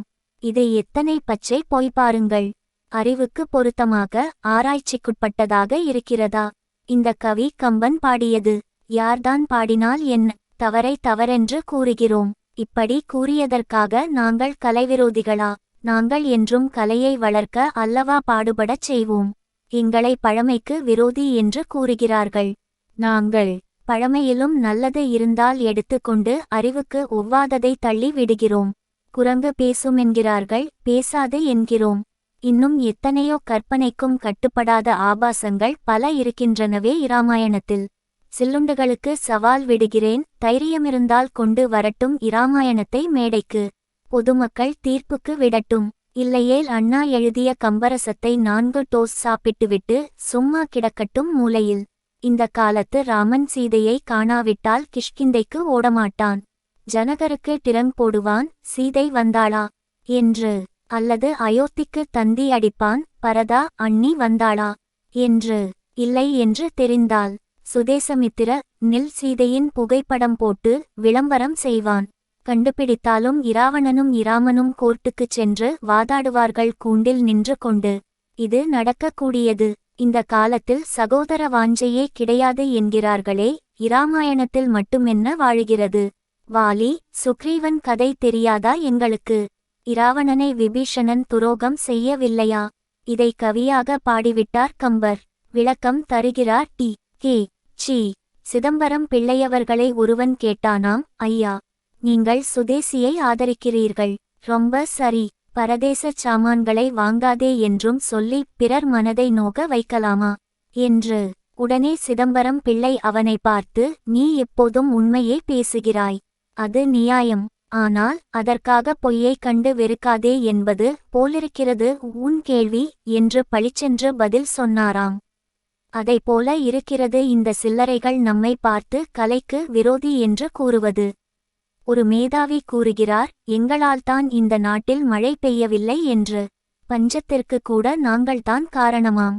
நாங்கள் ஒழிந்துவிட வேண்டுமாம். அப்படியே ஒப்புக்கொள்கிறேன். இந்த காலத்தில் எங்களால்தான் மழையின்மையும் பஞ்சமும் வந்ததாக இருக்கட்டுமே, ஆனால் அந்த காலத்தில் நல்லதங்காள் தன் நாட்டில் 1-2 12 வருஷங்கள் மழையில்லாத பஞ்சத்தால் மூலி வீட்டுக்கு வந்ததாக எழுதி வைத்திருக்கிறாயே, அது யாரால் வந்த பஞ்சம் என்று சொல்லட்டுமே பார்க்கலாம். முடியுமா இந்த சில்லுண்டிகளால்? சொல்ல முடியாதே. இன்னும் எத்தனையோ காரணங்கள் காட்டலாம். இதைப்போலவும் இன்னும் மதங்களின் பெயரால் மக்களை மாக்களாக்கி வைத்திருப்பதற்கும். அறிவு வளர்ந்துள்ள இந்த விஞ்ஞான காலத்திலும் கல்லையும் மண் நையும் காட்டித்தானே மக்களை ஏமாற்றுகிறார்கள், வயட்டை வளர்க்கிறார்கள். அம்மாதிரி இழிச்செயல்களா எங்களுடையவை? எங்களுடைய லட்சியம் நாடு விடுதலையடைந்து யாவரும் சுகமாக வாழ்வு நடத்த வேண்டும் என்பது தான். இதற்காக பேசுகிறோம், நாடகம் நடத்துகிறோம், இசை கலை மூலம் அறிவு பிரச்சாரம் செய்கிறோம். நாங்கள் இல்லாமல் எந்த துறையிலும் புதுமையை காண முடியாதே. நாடகமா? ஏ. ஆர். ராமசாமி இராதா, பாட்டா, அனிபா, பேச்சா, அண்ணாதுரை, இப்படியல்லவா இருந்து வருகிறது இன்றைய நாட்டின் நிலை. இதை கண்டாவது புத்தி வரவேண்டாமா உண்மை கலைக்கு பாடுபடுவதாகச் சொல்லும் உளறுவாயர்களுக்கு? ஆகவே இனியாவது எங்களை கலை விரோதிகள் என்று திட்டுவதில் பலனேதும் கிடையாது. அந்த நேரத்தை நாட்டுக்காகவும் நாட்டு மக்களுக்காகவும் நல்லது செய்ய பாடுபடு என்று எச்சரிக்கை விடுக்கிறேன். மாலை மணி, ஜூலை 30, 1951. பிரிவினை கீதம். தா. என் இந்திய உணவு பஞ்சம் ராமபாதசாகர் திட்டத்தை நிறைவேற்றினால்தான் தீரும். இத்திட்டத்தை ஆராய்ந்து வேண்டியன செய்வதற்காக மத்திய அரசாங்கம் என்னை நியமித்தது. நானும் வெகு ஆவலுடன் ஒப்புக்கொண்டேன். திட்டம் சம்பந்தமான வேலைகளை ஆரம்பித்தேன். ஆனால் மத்திய அரசாங்கமோ வடஇந்தியாவில் ஏற்படுத்துவதற்கான பல திட்டங்களில் பணத்தை விரயம் செய்துவிட்டு தென்னிந்தியாவில் உள்ள ராமபாதசாகர் திட்டத்திற்கு இப்போது பணமில்லை என்று கூறிவிட்டது. S. V. Ramamurthy, I. C. S. Swatantra, June 8, 1951. India ஒரே நாடாக இருக்க வேண்டுமென்று கூறும் தோழர்களுக்கு இந்த செய்தியை சமர்ப்பிக்கின்றோம். மத்திய அரசாங்கம் தென்னின் புள்ளித்தியாவை பல வகையிலும் துரோகம் செய்கிறது என்பதும், தென்னிந்தியாவைச் சுரண்டி வட இந்தியாவின் வாழ்வை பரிமளிக்க வைக்கிறதென்பதும் மத்திய அரசாங்கத்தின் போக்கிலிருந்து நன்கு அறிய கிடக்கிறது. உலக நிதி இலிருந்து இந்தியா வாங்கிய கடன் தொகையில் தென்னிந்தியாவுக்கு நியாயமான பங்களிக்கப்பட்டதா? இல்லை. வட இந்திய மாகாணங்களில் தொழிற்சாலைகள் தொடங்கவும் அவற்றை அபிவிருத்தி செய்யவுமே அத்தொகையில் பெரும் பகுதி பயன்பட்டது. சர்க்கரை ஆலைகள் உத்தரப்பிரதேசத்திலும் பீகாரிலுமாக அமைக்கப்பட லைசென்ஸ் அளிக்கப்பட்டதே தவிர தென்னிந்தியா கவனிக்கப்படவில்லை. பம்பாய் மாகாணத்தில் பருத்தி விளைவிக்க அனுமதி தரப்பட்டதே ஒழிய, அதேபோன்ற நிலமுள்ள அனந்தபூர் ஜில்லாவில் பருத்தி விளைவிக்க அனுமதி தரப்படவில்லை. மத்திய அரசாங்கம் இங்கு உற்பத்தியாகும் நூல்களை எல்லாம் வாரிக்கொண்டு போய் வட இந்திய மாகாணங்களுக்கு விநியோகித்து விட்டு தென்னிந்திய நெசவாளர்கள் வேலையற்று பட்டினி கிடந்து சாகச் செய்து விட்டது. பீகார் மாகாணத்தில் தினசரி 1,12,000 பேருக்கு இலவசமாக உணவு அளிக்க எப்போதோ ஏற்பாடு செய்து அதற்கேற்ற உணவுப் பொருள் அனுப்பி வைக்கப்பட்டிருக்க, தென்னிந்தியாவில் மக்கள் பட்டினியால் செத்துக்கொண்டிருந்தும் கஞ்சியுற்றும் திறமை கூட இந்த நாட்டு அரசாங்கத்துக்கு ஏற்படவுமில்லை. மத்திய அரசாங்கம் கவனிக்கவுமில்லை. மாஜி யூனியன் உணவு மந்திரி முன்ஷி சென்னைக்கு வந்திருந்த போது இந்த நாட்டில் எப்பகுதியிலும் எவரும் பட்டினியால் சாகுமாறு அரசாங்கம் விட்டுவிடாது என்று இங்குள்ளோர் மெச்சிக் கொள்ளுமாறு பேசினார். ஆனால் இன்றோ இங்கு மங்குமாகச் சில தனிப்பட்டவர்கள் பட்டினியால் சாவதை தடுத்து நிறுத்தி விட முடியும் என்று நான் உறுதி செய்ய முடியாது என்று பண்டித நேரு புதுடில்லியில் கூறிவிட்டார். பட்டினியால் சாகும் நிலை ஏற்பட்டிருப்பது தென்னிந்தியாவில்தான். இதை தவிர்க்க முடியாது என்ற நிலையில் மத்திய அரசாங்க முதல்வர் கூறுகிறார். சென்னை மாகாணத்திற்கு ஆண்டுக்கு 10 லட்சம் டன் தானியம் வேண்டுமென்று கேட்டதற்கு மத்திய அரசாங்கம் லட்சம் டன் தானியமே கொடுத்தது. ஆனால் சென்னையைப் போலவே 10 லட்சம் டன் தானியம் கேட்ட பம்பாய் மாகாணத்திற்கு 8 லட்சம் டன் தானியத்தை மத்திய அரசாங்கம் ஒதுக்கியது. இவ்வாறே இன்னும் பல நிகழ்ச்சிகளை எடுத்து காட்டிக்கொண்டே போக முடியும். தென்னிந்தியாவில் இன்றியமையாத இனங்களில் செலவு செய்ய பணமில்லை என்று கூறிய மத்திய அரசாங்கம் எத்தனையோ பயனில்லாத திட்டங்களில் பணம் செலவிட்டு ஏமாந்திருக்கிறது. ஜீப் வாங்கும் திட்டம், வார்ப்பில்லங்கள் அமைக்கும் திட்டம் போன்ற எத்தனையோ திட்டங்களில் கோடிக்கணக்கான ரூபாய்களை இழந்து விட்டிருக்கிறது. ஆனால் அதே சமயத்தில் தென்னிந்தியாவில் ராமபாதசாகர் திட்டத்தை நிறைவேற்ற பணமில்லை என்று மத்திய அரசாங்கம் கூறிவிட்டதை அரசாங்க அதிகாரியே எடுத்து கூறுகிறார். தென்னிந்தியாவில் மணிமுத்தாறு திட்டம் போன்றவைகள் கூட மக்கள் பணம் போட்டு முடித்து கொள்ளும் நிலையில் தென்னிந்தியா கைவிடப்பட்டது. இவ்வாறு மத்திய அரசாங்கம் தென்னிந்தியாவை மாற்றாந்தாயன்புடன் நடத்தி வெளிப்படையாக துரோகம் செய்து வஞ்சனையாக நடந்து கொள்ளுகிறது என்பது மிக மிக தெளிவாக விளங்குகிறது. வட இந்தியரின் மனப்போக்கையும் மத்திய அரசாங்கம் எப்படி நடந்து கொள்ளும் என்பதையும் முன்கூட்டியே நன்கறிந்துதான் திராவிட இயக்கத்தவராகிய நாம் திராவிட நாட்டை தனியே பிரிக்க வேண்டுமென்று கோருகிறோம். திராவிட நாடு தனியே பிரிந்தால்தான் வடநாட்டு சுரண்டலிலிருந்து வஞ்சகத்திலிருந்து தென்னாடாகிய திராவிடம் தப்ப முடியும் என கருதுகிறோம். திராவிடம் தனியே பிரிந்தால்தான் திராவிட மக்கள் பசியின்றி வாழ முடியும் என்கிறோம். மாலை மணி, ஜூன் 12, 1951. வெற்றி நமக்கே. ஜாதி வெறியர்கள், வகுப்புவாதிகள், நாட்டை கெடுக்கும் நாசகாரர்கள், சமுதாய புல்லுருவிகள், அராஜகவாதிகள், அக்கிரமக்காரர்கள் என்றெல்லாம் அர்ச்சனைகள் நடைபெற்றன. பார்ப்பனர் ஆயர் பனரல்லாதார் என்ற பேதம் கற்பிப்பது குறுகிய நோக்கம், குருட்டுத்தனம், கொடுஞ்செயல் என கூறப்பட்டது. அப்படி கூறியவர்களின் வரிசையிலே முன்னணி தலைவராக இருந்தவர் பண்டித நேரு. அவருடைய இன்றைய நிலைப்பற்றி மெயில் பத்திரிகை தலையங்கம் தீட்டுகிறது. ஜாதி வெறியர், வகுப்புவாதிகள் என்று 10 வருடங்களுக்கு முன்பு யாரை பண்டித நேரு ஏசினாரோ அப்படி குற்றம் சாட்டப்பட்டவர்கள் பக்கத்திலேயே நின்று இன்று பேசுகிறார் என்பதாக. வகுப்புவாரி உரிமை கேட்பதை வகுப்பு வாதம் என்று பிரச்சாரம் செய்கின்றன ஆரிய ஏடுகள். ஜாதியின் பெயரால் உரிமை கேட்பது ஜாதியை வளர்ப்பதாகாதா என்று கிண்டல்கள் வாரி இறைக்கப்படுகின்றன.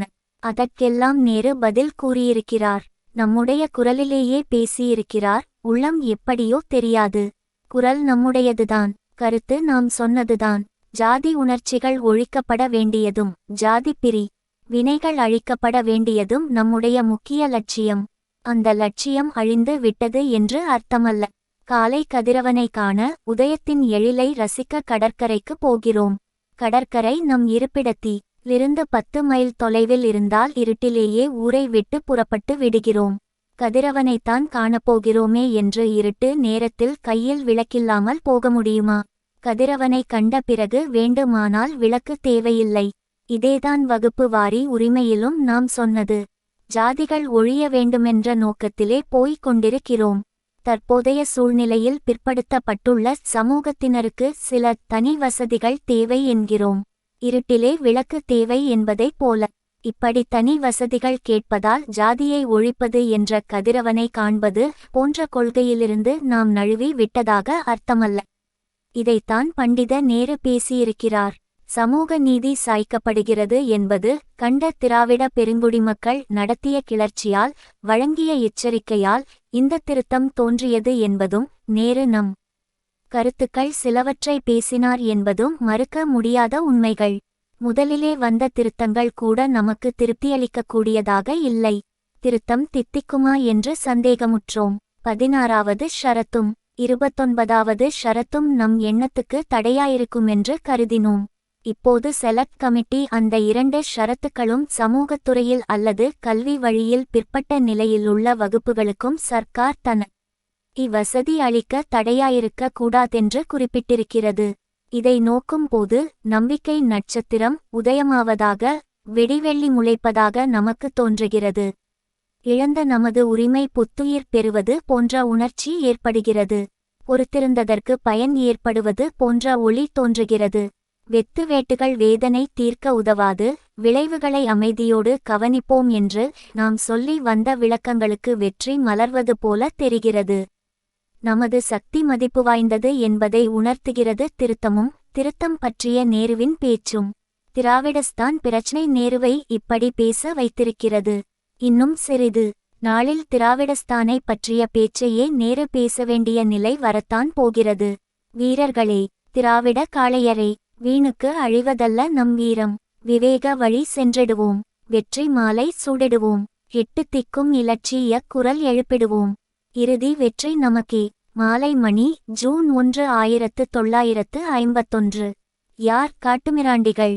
சென்னை நகர மக்களாகிய நீங்கள் சிறை சென்று மீண்ட எனக்கு அளித்திருக்கும் இந்த மகத்தான வரவே இற்பை கண்டு இங்கு கூடியிருக்கும் இந்த மாபெரும் மக்கள் பெரு வெள்ளத்தைக் கண்டு நான் பெருமைப்படுகிறேன். உங்களுடைய இந்த உபசரிப்பும் பாராட்டும் என்னை இன்னும் தொண்டு செய்யச் செல்வாய் என்று கட்டளை இடுவதாகவே நான் கருதுகிறேன்.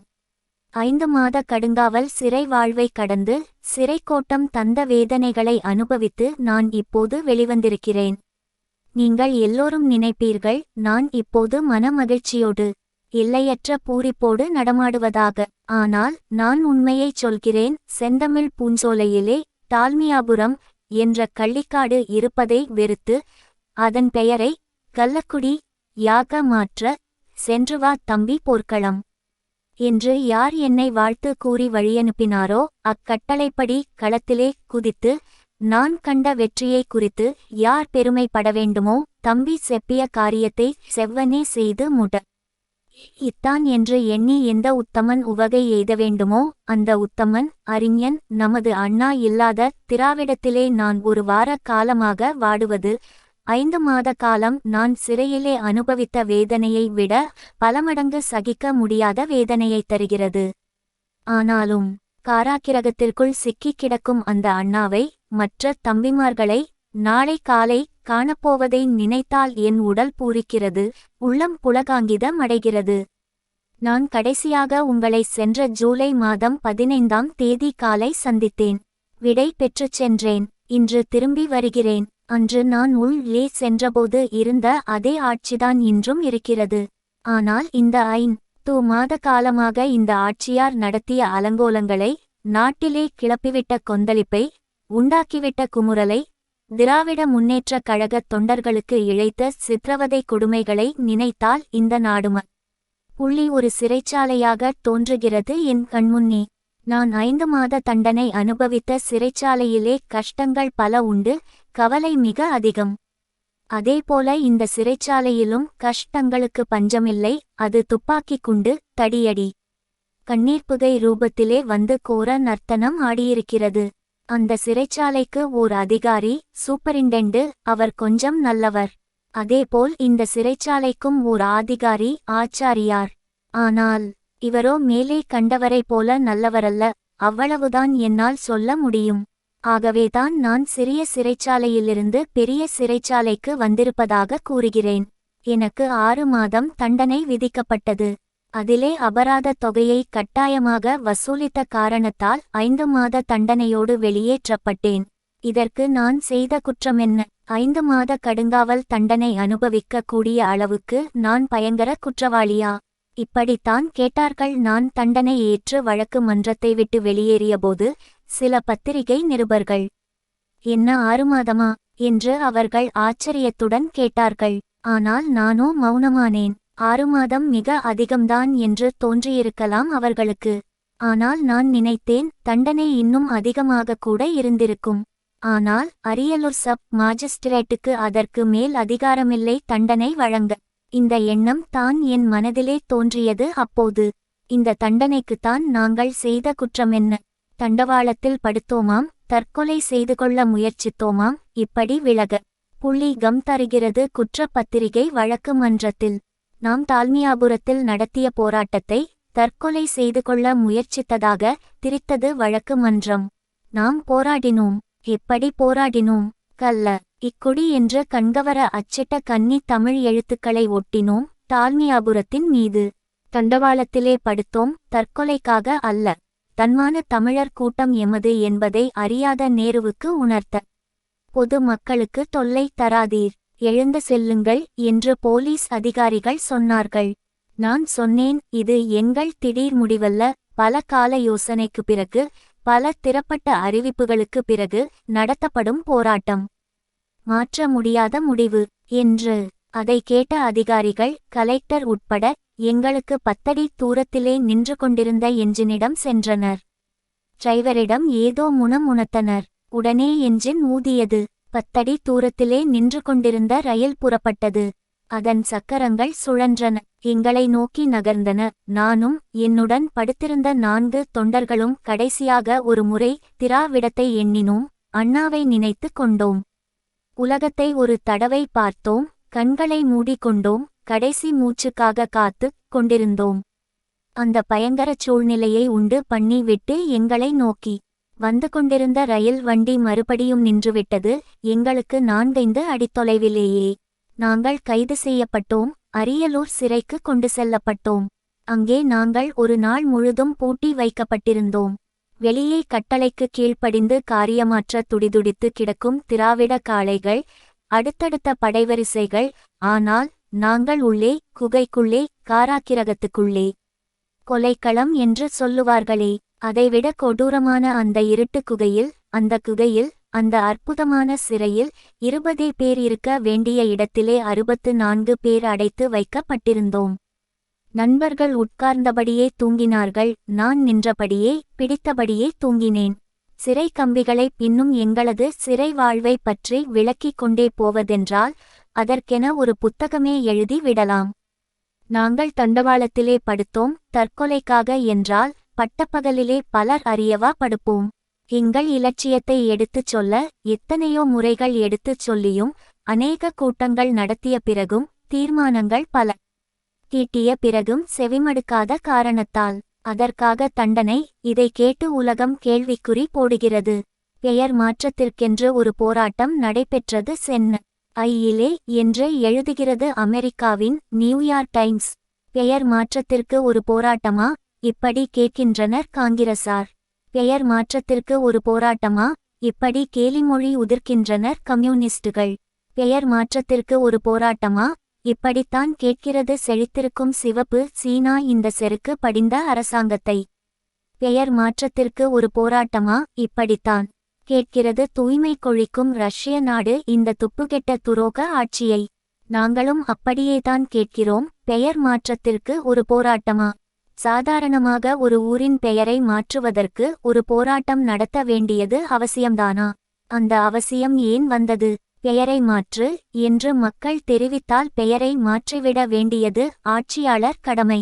ஆனால் இந்த ஆச்சாரியார் ஆட்சி அதைச் செய்ய மறுத்தது. ஆகவே போராட்டம் மலர்ந்தது. நம் தோழர்கள் சாவுக்கிடங்கிலே தள்ளப்பட்டனர். இன்னும் ஆச்சாரியார் ஜனநாயகம் பேசுகிறார். விந்தை விந்தை விந்தை. இங்கு ஜனநாயகம் காணவில்லை. என்ன ஆயிற்று அந்த ஜனநாயகம்? ஜனநாயகம் என்ற அந்த பச்சிளம் சிசு இங்கே துடிக்க துடிக்க வெட்டப்படுகிறது. ஆனாலும் ஆச்சாரியார் ஜனநாயகம் பேசத்தான் செய்கிறார். வெள்ளாடுகளை கொன்ற வேங்கை இரத்த நாக்குடன் வேதாந்தம் பேசுவது போல. ஆச்சாரியார் கையிலே செங்கோல் இல்லை, கொடுங்கோல் மின்னுகிறது. ஆகவே அவர் நம்மீது பாய்கிறார். இப்போது நாம் நடத்திய போராட்டம் இறுதியான போராட்டம் அல்ல. வருங்கால சோதனை காலம் நம்மை எதிர்நோக்கி இருக்கும் பல போராட்டங்களுக்கு இது ஒத்திகையே யாகும். இன்றைக்கு திராவிட நாட்டை அடைந்தே தீருவோம் என்ற உறுதி எடுத்து கொண்டோமோ அன்றைக்கே நமது போராட்டம் துவங்கிவிட்டது. இன்று தியாகப்பட்டியல் தயாராகிக் கொண்டிருக்கிறது. கல்லறைகள் ஏற்பட்டு கொண்டிருக்கின்றன. நான் சிறை செல்லுவதற்கு முன் பார்த்த உங்களை இன்றும் பார்க்கிறேன். சிறை செல்லுவதற்கு முன் பார்த்த மலர்மாலைகளை இன்றும் பார்க்கிறேன். ஆனால் என் நெஞ்சு வேகிறது, என் உடல் துட ஈக்கிறது. சிறை செல்லுவதற்கு முன் நான் பார்த்த 6 தோழர்களை இன்று காண முடியாத காரணத்தால்.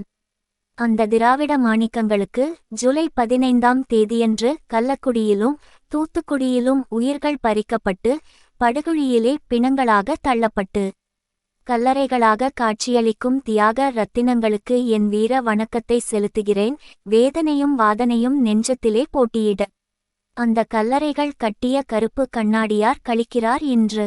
அந்த களிப்பிலே மறைந்திருக்கும் கடுமை நம்மை நசுக்க எண்ணும் நப்பாசையே. அந்த நப்பாசையின் நல்லபாம்பு விஷத்தின் பலனால்தான் நாம் செத்து மடிந்தோம். 5000 பேர் சிறை புகுந்தோம்.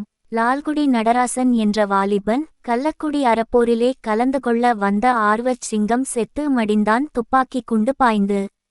அவனுக்கு மணநாள் குறித்து வைத்திருந்த தாய் தன் மகனின் பிணக்கோலத்தைக் கண்டு ஓ வென்று அலறினாராம். அந்த தாய் கதறியழுத காட்சி மறைந்து போகுமா? அவர் விட்ட கண்ணீர் தான் வீண் போகுமா?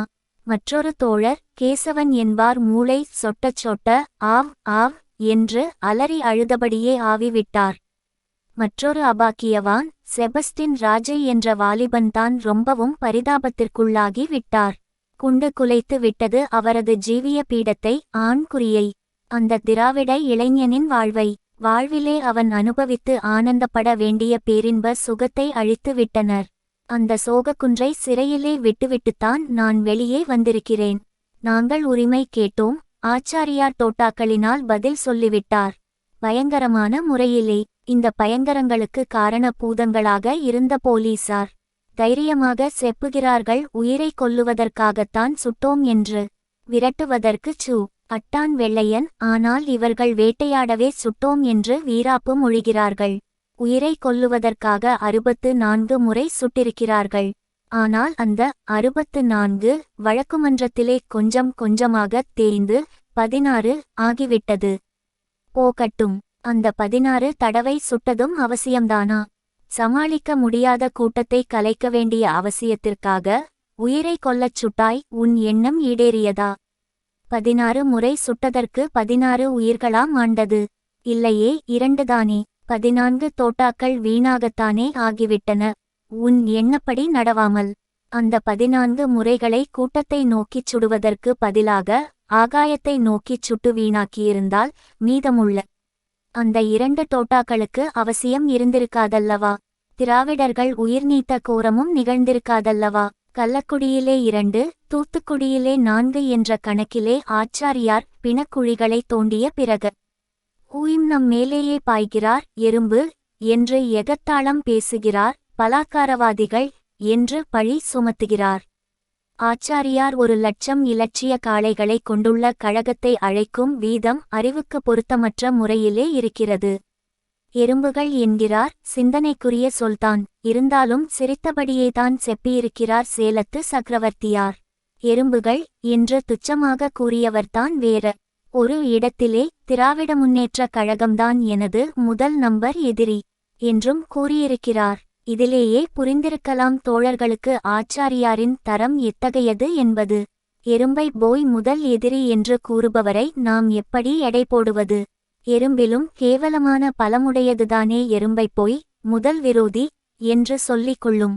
அதே சமயத்தில் ஆச்சாரியாருக்கு இன்னுமொன்றும் சொல்ல ஆசைப்படுகிறேன். எறும்பின் செயல்கள் எப்படியிருக்கும் என்ப குறித்து. விளக்கைச் சுற்றிச் சுற்றி வட்டமிடும் விட்டில் பூச்சியை தெரிந்திருக்கலாம் எல்லோருக்கும். விளக்கோடு மோதுவதால் மோசமே விளையும் என்பதை அது உணராததல்ல, உணர்ந்தும் மோதுகிறது. உயிர் ஊசலாடும் சமயத்தில் தரையிலே விழுந்து துடிக்கவும் செய்கிறது. அந்த நேரத்திலே உயிருக்கு மன்றாடும் அந்த பூச்சியை இழுத்துச் செல்லும் எறும்புகள். அப்படித்தான் பலமிழந்து பதவி ஜன்னி யாழ் துடிதுடிக்கும் ஆச்சாரியாரை அப்புறப்படுத்தும் நல்ல காரியத்தில் இறங்கக்கூடும் திராவிட முன்னேற்ற கழகம் என்னும் எறும்புகள் என்பதை அவருக்கு உணர்த்துகிறேன். சமீபத்தில் ஆச்சாரியார் ஓரிடத்தில் குறிப்பிட்டிருக்கிறார், தன் நெஞ்சு கல் நெஞ்சு என்று. இது எல்லோரும் அறிந்த விஷயமே தவிர புதிது ஒன்றுமில்லை. அவரே அதை ஒப்புக்கொள்ளும் புதுமையைத் தவிர. அவர் கல்நெஞ்சர்தான். அதைச் சொல்லி காட்டிய ஆச்சாரியாருக்கு அந்த சமயத்திலே அவருக்கு ரொம்பவும் பிடித்தமான பழமொழிகளில் ஒன்று நினைவுக்கு வந்திருக்காது. ஆனால் நான் நினைவுபடுத்த விரும்புகிறேன். எறும்பு ஊற கல்லும் தேயும் தெரிந்திருக்கலாம் அவருக்கு. ஆனால் நான் உங்களுக்குச் சொல்லுகிறேன், ஆச்சாரியாரின் நெஞ்சு என்ற கல், திராவிட முன்னேற்ற கழகம் என்ற எறும்பு ஊற ஊற தேயாது, உடைந்தே தீரும். ஆச்சாரியார் நம்மை பலாக்காரவாதிகள் என்று சொல்லுகிறார். அதை கேட்டபோது படித்தபோது நம் நெஞ்சு குமுறவில்லையா? நீதி வேண்டிய நேர்மையாளர்கள் மீது தடியடி பானம் தொடுத்த பக்திமான்தான், கண்ணீர் புகை பாய்ச்சிய கண்ணிய புருஷர்தான், துப்பாக்கியின் துணை கொண்டு காலை கையை ஆண் குறியை ஏன் உயிரையே உறிஞ்சிய ஆச்சாரியார் தான் நம்மை பலாக்காரவாதிகள் என்கிறார். அந்த வார்த்தையை நம்மை நோக்கி உபயோகிக்க என்ன யோக்கியதையை அவர் பெற்றிருக்கிறார் என்றுதான் நான் வியக்கிறேன். இதைவ ஈட்ட என்னை மேலும் வியக்கச் செய்த செய்திகளையும் நான் சிறைக்குள் இருந்தபோது அறிந்தேன். நமது போராட்டங்களை கம்யூனிஸ்ட் நண்பர்கள் கேலி செய்தார்களாம். அவர்களது அறியாமைக்காக நான் வருந்துகிறேன். திராவிட முன் நேற்ற கழகத்தின் இப்போதைய போராட்டங்களினால் என்ன பலன்? அதனால் வாடும் ஏழைகளுக்கு ஏதாவது வகை தோன்றிற்றா? இப்படி கேட்கிறது கம்யூனிஸ்ட் கட்சி. ஆனால் நான் கேட்கிறேன் உரத்த குரலோடு, கழகத்தின் தங்களினால் ஏழைகளுக்கு ஏது பலன் என்று கேட்கிறாயே? கழகம் ஏழைகளுக்காக, நலிந்தோர்களுக்காக, நடைபாதை வாசிகளுக்காக, அவர்களது நலனுக்காக நடத்தப்பட்ட எந்த இயக்கங்களிலே இதுவரை கலந்து கொண்டதில்லை. கொடு அந்த கணக்கை முதலில். சமுதாயத்தின் ஓர் அங்கமாம் கைத்தறியாளர்களின் பட்டினிப்படை புறப்பட்ட நேரத்திலே, பிள்ளை வியாபாரம் நடத்திய நேரத்திலே, தற்கொலை செய்து கொள்ளத் தயங்காத நேரத்திலே யாருடைய கண்கள் கலங்கின? யாருடைய நெஞ்சு துடித்தது? யார் வியாபாரியாக மாறினார்கள்? நினைத்துப்பார் நன்றாக. ஜனவரி 4 இன் தேதியை. கழகத்தின் முன்னணி வீரர்கள் அன்று வியாபாரிகளாக நடமாடியதை மறந்திருக்க மாட்டாய். தேங்கிக் கிடந்த கைத்தறி துணிகளிலே 1,00,000 ரூபாய் மதிப்புள்ளவை அன்றே விலையானதை மறந்திருக்க மாட்டாய். ஆனால் அதனால் கைத்தறியாளர்களின் கண்ணீர் ஓரளவாவது துடைக்கப்பட்டதை மட்டும் மறந்து விட்டாயா? போகட்டும். தஞ்சையிலே, திருச்சியிலே புயல் பெருமழை என்ற உருவிலே இயற்கை அன்னை வெறியாட்டம் ஆடி மறைந்தாளே, அப்போது யாருடைய கரங்கள் துடிதுடித்தன? 25,000 ரூபாய் சேர்க்க வேண்டுமென்று யாருடைய கரங்கள் புத்தம் புது கைத்தறி துணிகளை கட்டுக்கட்டாக தந்தன? நன்றாக சிந்தித்து பார். சீற்ற துணியும் மதியால் மாநாடு. அந்த நேரங்களிலே நீங்களல்லவா சமாதானங்களுக்கு பறந்து கொண்டும், காஷ்மீர் பிரச்சனையை அலசிக்கொண்டும், எங்கிருந்தோ வந்த அமெரிக்க மந்திரி டல்லஸுக்கு கருப்பு கொடி பிடித்து கொண்டும் இருந்தீர்கள். அம்மாதிரி நடவடிக்கைகளினால் மட்டும் இங்கு வாழும் நலிந்தோர் மாளிகை வாசிகளாக ஆகிவிட்டார்களா? கம்யூனிஸ்டுகள் நம்மை தூற்றுவதில் அர்த்தமே கிடையாது. மதுரையிலே கருப்பையா பாரதி மாண்டு போனாராம், அதனால் நாம் பலாக்காரவாதிகளாம், இப்படி அறிக்கை விடுகிறார்கள். இதுதானா நன்றி? நாங்கள் என்ன தஞ்சையிலே நெட்போருக்கு தீயிட்டோமோ? சப் இன்ஸ்பே இக்டரை சாக்காட்டுக்கு அனுப்பத் வீட்டின் அணிந்தோமா? மிராசுதார் மீது தீ வீசினோமா? யார் பலாக்காரவாதிகள்? 22 பேர்களை சேலம் சிறையிலே உங்களில் சுட்டுக் கொன்றார்களே, அந்த அநியாயத்தை இந்த நாட்டிலே எடுத்து சொல்ல, உங்களுக்காக அனுதாபச் சொல் உதிர்க்க எங்களைத் தவிர வேறு யார் நாதியிருந்தார்கள் உங்களுக்கு? ஒவ்வொரு மேடையிலும் நானல்லவா அந்த 32 பிணங்களையும் எழுப்பி எழுப்பி பேச வைத்தேன். அதை எல்லாம் மறந்து எங்களை பற்றி கீழ்த்தரமாகவா பேசுவது? கம்யூனிஸ்ட் நண்பர்கள் ஒரு புறமிருக்க, கண்ணிய மிக்க நமது டில்லி பிரதமரோ அவர்களை எல்லாம் ஒரு படி மிஞ்சிவிட்டார். அவர் நம்மை பார்த்து காட்டுமிராண்டிகள் என்று கூறுகிறார். யாரை பார்த்து?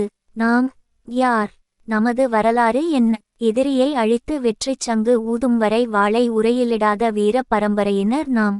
திரும்பி பார்க்கிறோம், தமிழர்களை இகழ்ந்து விட்டனர் என்ற ஒரே காரணத்துக்காக. கனக விசயன் தலைகளிலே கல் ஏற்றிய சேரன் செங்குட்டுவனின் வாள் ஜொலிக்கிறது. அத்தகைய நம்மை பார்த்துத்தான் நான்சென்ஸ் என்று ஒரு முறை சொன்னார் பண்டித நேரு. அண்ணா மறந்தார், மன்னித்தார். ஆனால் நேருவோ மீண்டும் தி.மு.க. வினர் கலந்து கொண்ட திருத்தணி ரயில் நிறுத்த போராட்டத்தை நான்சென்ஸ் என்றார். நான்சென்ஸ் என்று கூறாதே, வாபஸ் வாங்கு என்பதற்காகத்தான் மீண்டும் ரயிலை நிறுத்தினோம். மீண்டும் நேரு வந்தார். வந்தவர் நம்மை காட்டு மிராண்டிகள் என்று பகர்ந்தார். பாவம், நேரு எப்போதுமே நிலை கண்ணாடியின் முன் நின்று சொல்ல வேண்டியதை நம்மை பார்த்துச் சொல்லி விடுகிறார் துடுக்குத்தனமாக. அது ஒருபுறமிருக்க, திராவிட முன்னேற்றக் கழகம் ஜஸ்டிஸ் நீதி கட்சியின் வாரிசு என்று ஆச்சாரியார் ஓரிடத்தில் சொல்லியிருப்பது இப்போது எனக்கு நினைவுக்கு வந்தது. ஜஸ்டிஸ் கட்சி வெள்ளையனுக்கு வால் பிடித்தது என்று சொன்னார்களே, அந்த குற்றச்சாட்டு ஒரு புறமிருக்கட்டும். இன்று கழகத்தின் தீவிரவாதிகளில் பலர் முன்பு நீதி கட்சியில் இருந்ததே இல்லை. ஏன், நானே நீதி கட்சி திராவிடர் கழகமாக மாறும் நேரத்திலேதான் கட்சியில் சேர்ந்தேன். வெள்ளையன் திரு வி. க. வை நாடு கடத்தினான். அப்போது பதவி வகித்த நீதிக்கட்சியினர் திரு வி. க. வை நாடு கடத்தினால் ராஜினாமா செய்து விடுவோம் என்றார்கள். நாடு கடத்துவதும் நிறுத்தப்பட்டது. திரு வி. க. தேசியவாதிதான் இருந்தும் நீதிக்கட்சியினர் அவரை பற்றி ஏன் கவலைப்பட்டார்கள் என்பதை குற்றம் சாட்டுவோர் உணர வேண்டும்.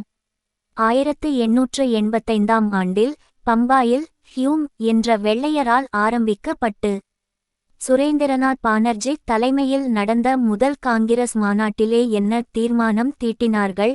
வெள்ளையனே வெளியேறப்பா என்றா? இல்லையே, சலுகை தரவேண்டும், ஜமீன்தார்களுக்கு உதவ வேண்டும், இந்தியர்கட்கு வேலை தரவேண்டும் என்று வெள்ளையனை கேட்கும் குலாம் களாகத்தானே இருந்தார்கள். இதையும் நேரே எழுதி வைத்திருக்கிறார் நமக்கு உதவியாக. ஜஸ்டிஸ் கட்சியில் சரிகை தலைப்பாக்களும் பட்டு பட்டாடைகளும் மிட்டா மிராசுகளும் நிறைய இடம் வகித்ததால் வெள்ளையனின் தாசர்களாக இருந்திருக்கலாம். அதனால்தானே சேலம் செய்தோம். அதனால்தானே பி. டி. ராசன் போன்றவர்கள் வெளியேறவும் செய்தார்கள். அது எந்த காலம்? இது எந்த காலம்? அதற்கிடையே என்ன சம்பந்தம்? இக்காலத்திலே இந்நாட்டின் நிலை என்ன? ஆரியம் இதை அழுத்திக் கொண்டிருக்கிறது, ஆட்டி படைக்கிறது.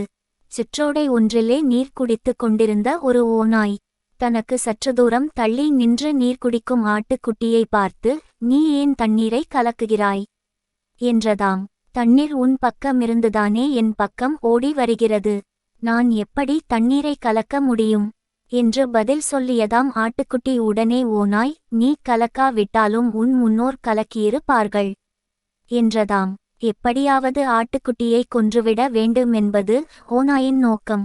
அதேபோல தான் ஆச்சாரியார் என்னும் ஓநாய் திராவிட முன்னேற்றக் கழகம் என்ற ஆட்டுக்குட்டியை கொன்றுவிட எண்ணுகிறார் என்பதைத் தவிர அவரது பேச்சுக்கும் செயலுக்கும் வேறென்ன விளக்கம் தர முடியும்?